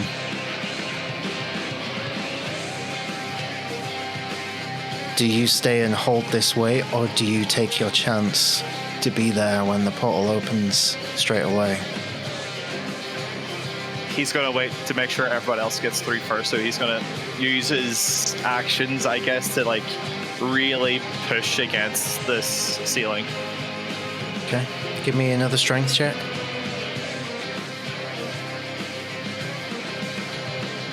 That is a 22. Okay. Meets it, beats it. You manage to still hold it back, but pieces of the stone are dislodging. And you see this dark rot begin to seep through and start spidering across the roof. Like you've seen it before, it's like a form. It's kind of like lava. If lava was made of dark maggots, it is quite a horrific sight. And it's mixed with other things. It's mixed with broken furniture, with glass, with bits of fabric, you see plant life being pulled through it as well. The plant life even seemingly looks alive as it's coiling and wreathing throughout this rock that's pushing through. It's like the plant life is also pushing through. You just managed to hold it for this next few seconds with a pizza. And he just, and like as he sees the flash, he's just shouting, "Go, go, go, go, go!" Aegis. At this point, we don't need to channel any more magic? Or what's... It doesn't look like it.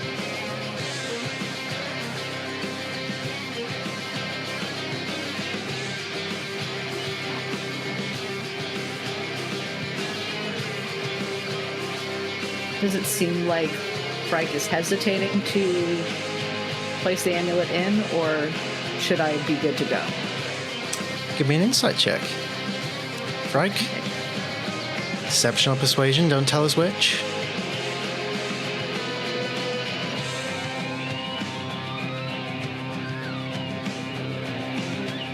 Dirty 20.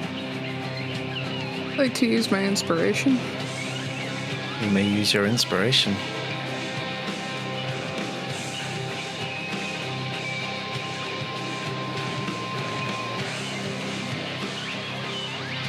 Well,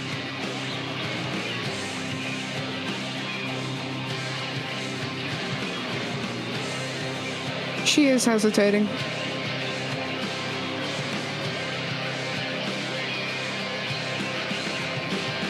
Miss Frike, you need to prepare to leave.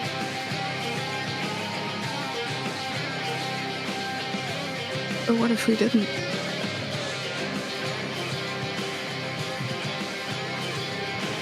Does anything change if she puts the necklace on? Gonna put the necklace on.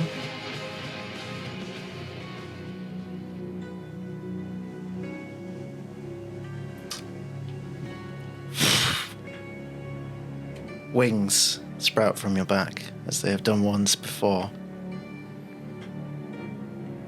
Okay. You feel emboldened as you place the necklace around your neck. Aegis, you see this happen, and it's still your turn.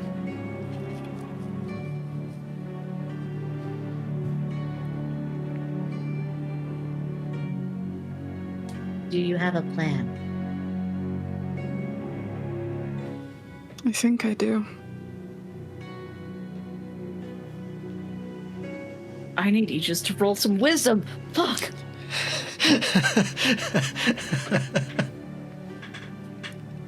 A woman told him something to do. Okay.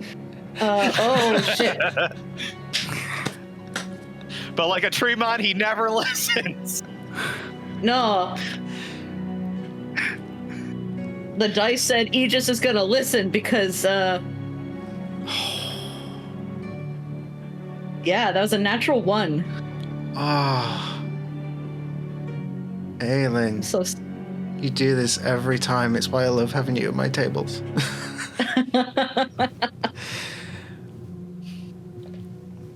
So... Can I throw in some flavor on that? Yes, please do. I think in this moment, as you look at Frike with a little uncertainty, you see the wings sprout from her back. And you are hit with that sense of familiarity. Seeing cut clear as day that Frike's power is derived from the same place as yours is. And if she is a servient of death, then should you ever really doubt her? Yeah, he kneels at her feet. And it does make you think back to that ancient text. It spoke of an angel of death.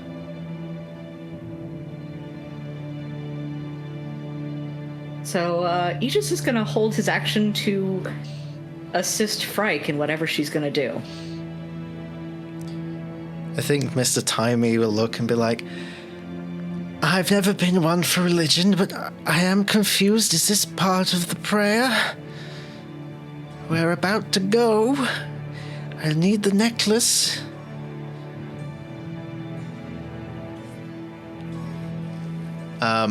Which brings us to Frike. It's your turn. Okay. What's my flying speed again? I believe... Let me just check. Did I put it on your character sheet yet? I don't think so. I have walking 45 feet. 1 second.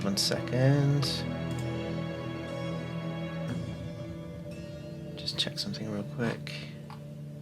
It's on my list to do. I hadn't done it yet. 60 feet. 60, okay. 60 feet. Writing that down. So, about how far away is the tidal wave of rot? It's about,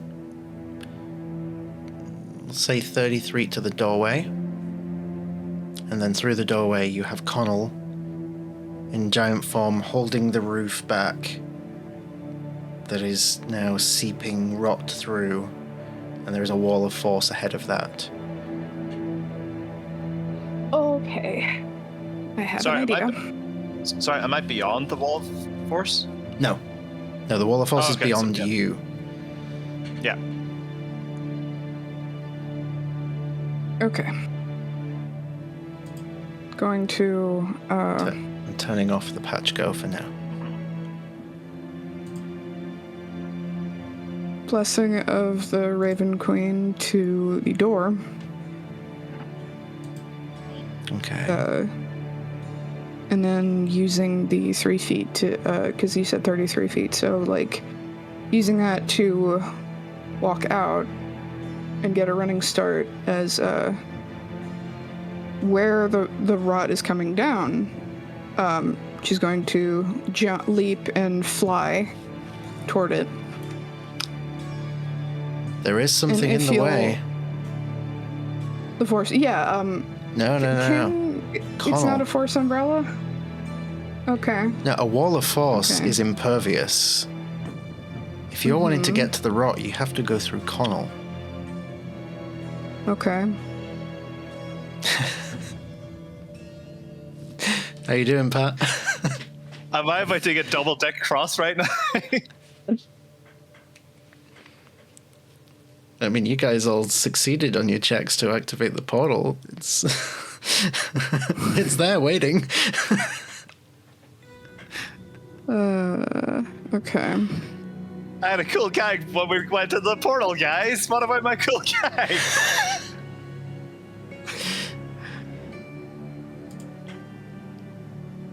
But you know what? That's on me. I wanted to make a Fortnite reference when we went through the portal. It's fine. Oh, I would have TPK'd you instantly. Where are we dropping, boys? We might do it for ourselves. Going through Connell. Yeah, just as a reminder of this description, Connell is in this giant form and is holding the roof that is caving in. As something tries to get through, you look and you see bits of rot seeping out with cloth, broken furniture, coiling plant life that's beginning to protrude through as well. Like there is a large amount of entities present here, it seems. Connell? Go. I've got this. Connell kind of looks back over his shoulder and he's like, "What the fuck do you mean, go? Get You to the go! portal. Yeah, I'm making sure you can get through it." You first.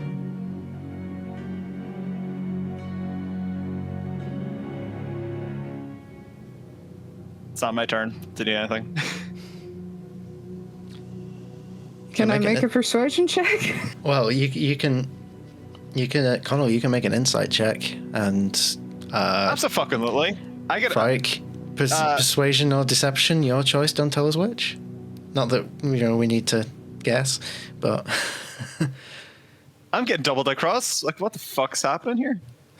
I could have sworn I had advantage on insight. Was that before you left? No, I felt like one of the shields, I think. No, I think it's one of the runes. One of the runes gives you advantage on insight, but I don't think it's one I have. Thematically, that is a 5, so he's not picking up what's being put down. He's very confused in this instance of like what's like we had a plan. I know this is very not the plan.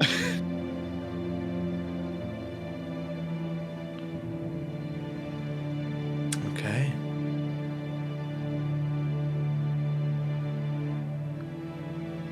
Can I flavor this a certain way? Be my guest. Okay. You know that feeling when Connell came up with a new battle maneuver and he just had to try it, and if he couldn't try it, he wrote it down, and when there was time, he just had to practice it with Frike, most often than not, I believe. She looks like she did in those moments when she started getting into the spirit of coming up with battle maneuvers together with Connell. That it's that infectious energy, that excitement at like, I have this idea, I need to do it now before it goes out of my head. It's that kind of excitement on her face.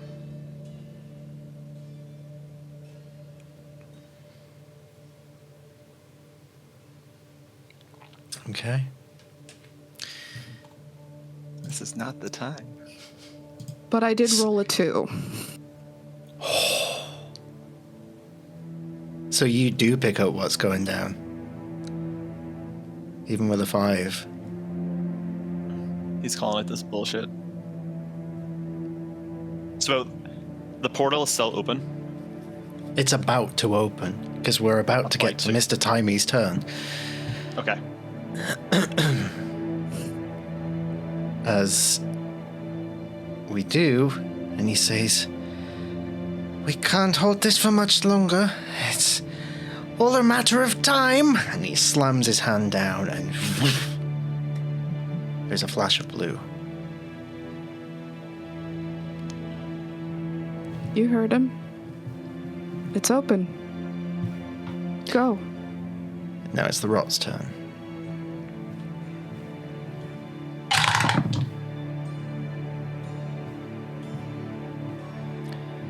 I'd like Connell.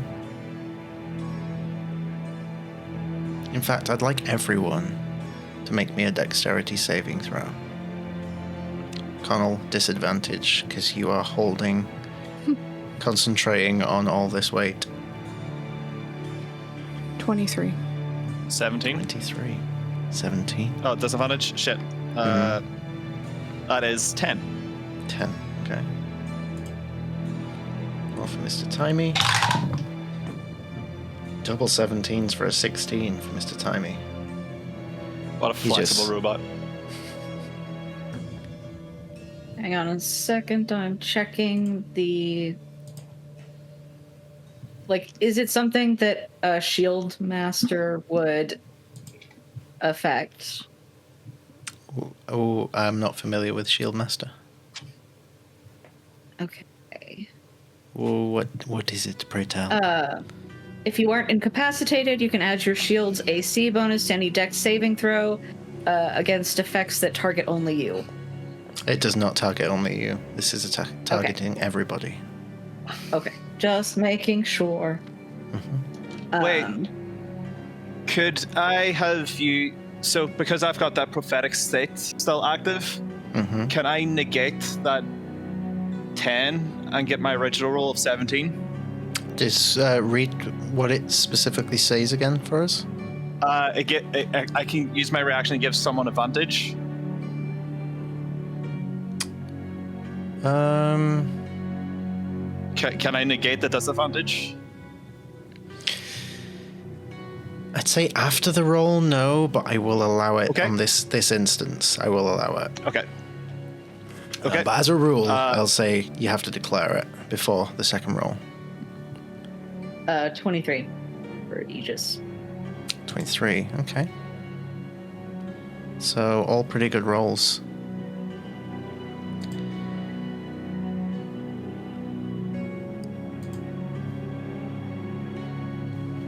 Several things happen at once as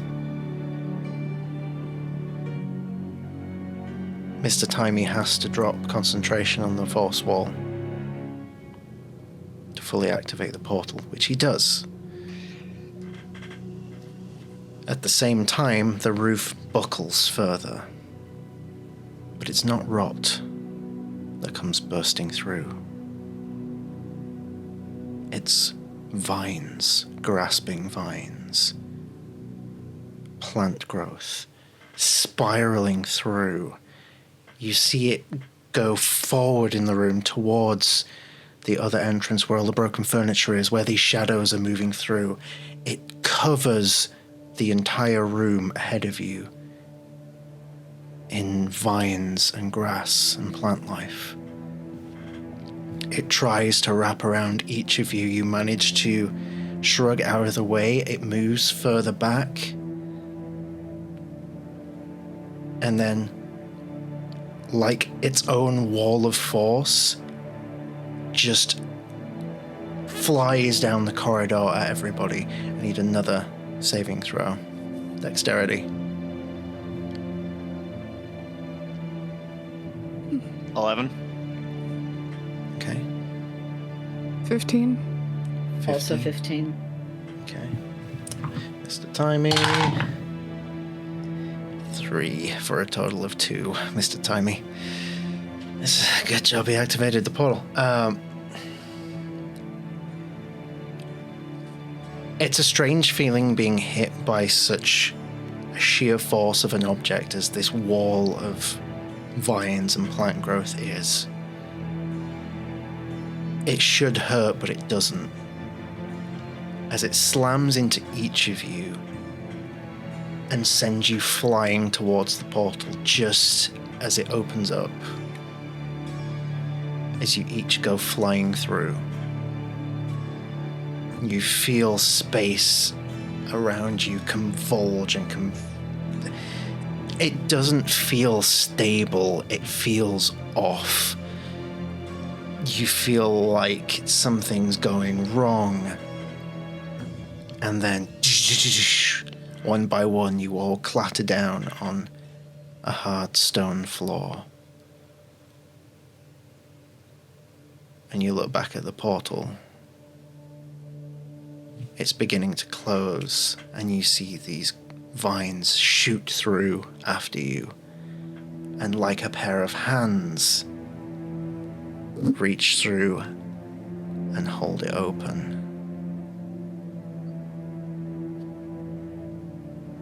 And as you get through and you get to your feet,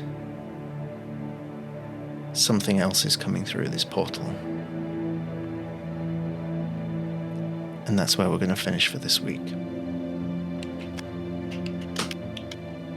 And we'll be back in a few weeks' time. We'll find out where you are and what is going on. Because, my dear friends, we have no session of the Rhódania Chronicles for the next 2 weeks. The week after next, I am taking a break. But next week, we'll be celebrating Pride.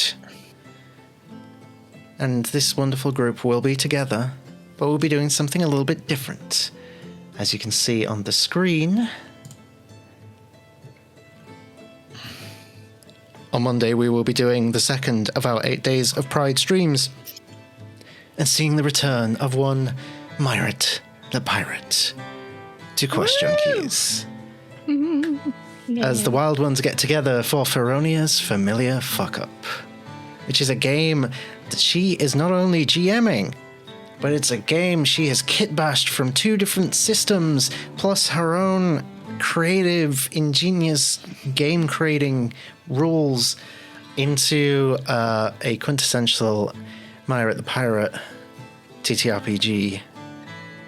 And I cannot wait for everyone to see the chaos that is planned for such an event. And all these other incredible streams that we have. We are going to be announcing the lineup for each of these streams probably after this stream now. I believe I have all the things that I need to be able to make that announcement, so I will do that in the Discord and on the social medias, so you can join us and go check that out. But that's then. This is now. Friends, let's go around the table. Remind us who you are, who you played, and give us the rundown of where we can find you, anything you got to plug, give us your favorite moment from the session. And because I'm aware you need to go sooner rather than later, Conor McGinnis, we're going to start with you. Hola, everybody. Me, Lamo Patrick, aka Pattoons. Sometimes I draw art, but Monday nights I play Monday afternoons I play Conor McGinnis or Genasi Relay Fighter. You can find me streaming on Twitch at Pattoons. Tomorrow, whenever the Nintendo Direct is, I might stream it and watch it. I might also do some art afterwards of this session, because I've got brain ideas. And on Wednesday, I'm going to be playing Paper Mario Close Near Your Door on Twitch as well. So if people want to come by, come watch me. Hello. My favorite part of the session, well, 2, because we got patched with the bingo. And then the fucking sheer audacity of being double dog dicked down, betrayed, live on stream. I'm like, I ain't about that, and Connell's gonna have some strict words when he fights whatever the fuck's coming through this portal. Oh, it's gonna be interesting. Thanks so much.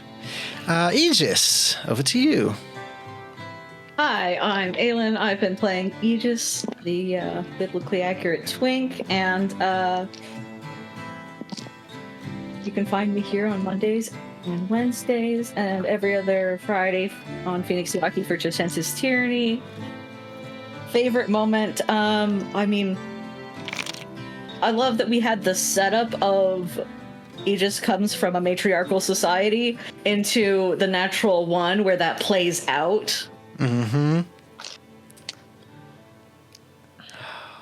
Yeah. Yeah, I love a natural one. It's just great storytelling. Mm-hmm. So fitting. Love it. I'm so sorry. Pat. I just... To me? Yeah. For the betrayal. Yeah, you don't want to repeat it, do you? Oh dear. And last but certainly not least, by any measure at all, Frike. Hi everybody, I'm Bridget. I've been Frike, the Way of the Long Death, McClock. Favorite moment? I've been wanting to fail a wisdom saving throw pretty much since I've seen it happen so many times on Wildmount, specifically with Celosia. Okay. I, for one, can't wait to see the implications of this. Like, I'm ready for the good storytelling that is going to happen as a result. It'll be interesting.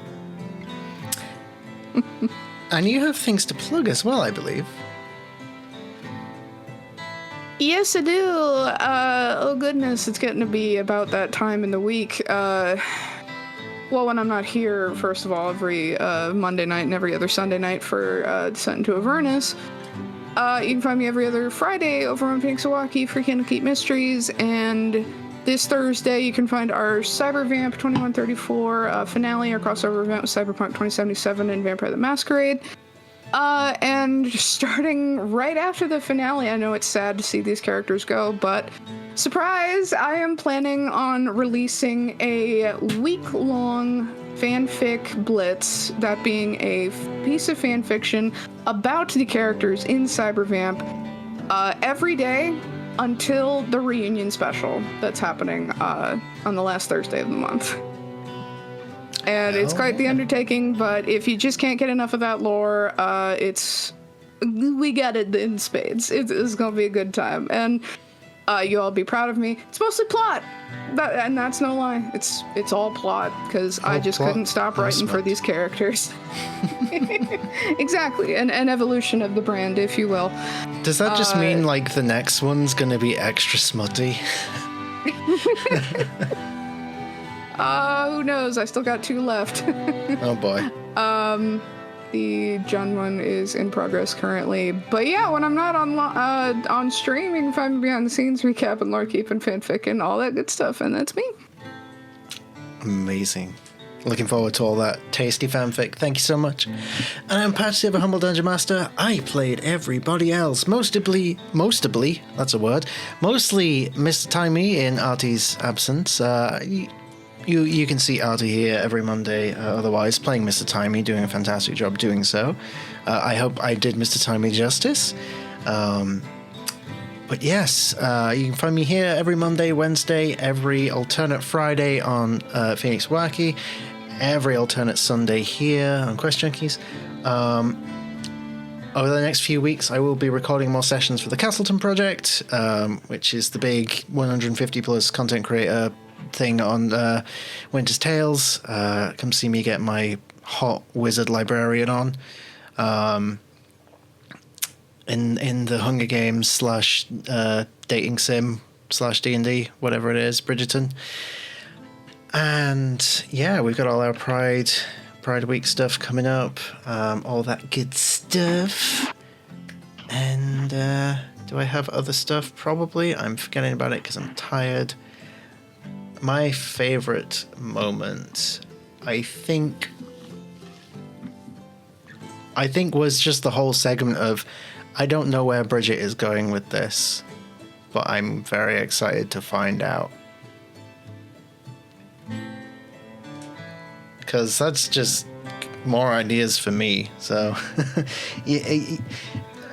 I hate seeing my players fail at important times, but when it provides interesting development story-wise like that, then is it a failure or is it just a scenic win?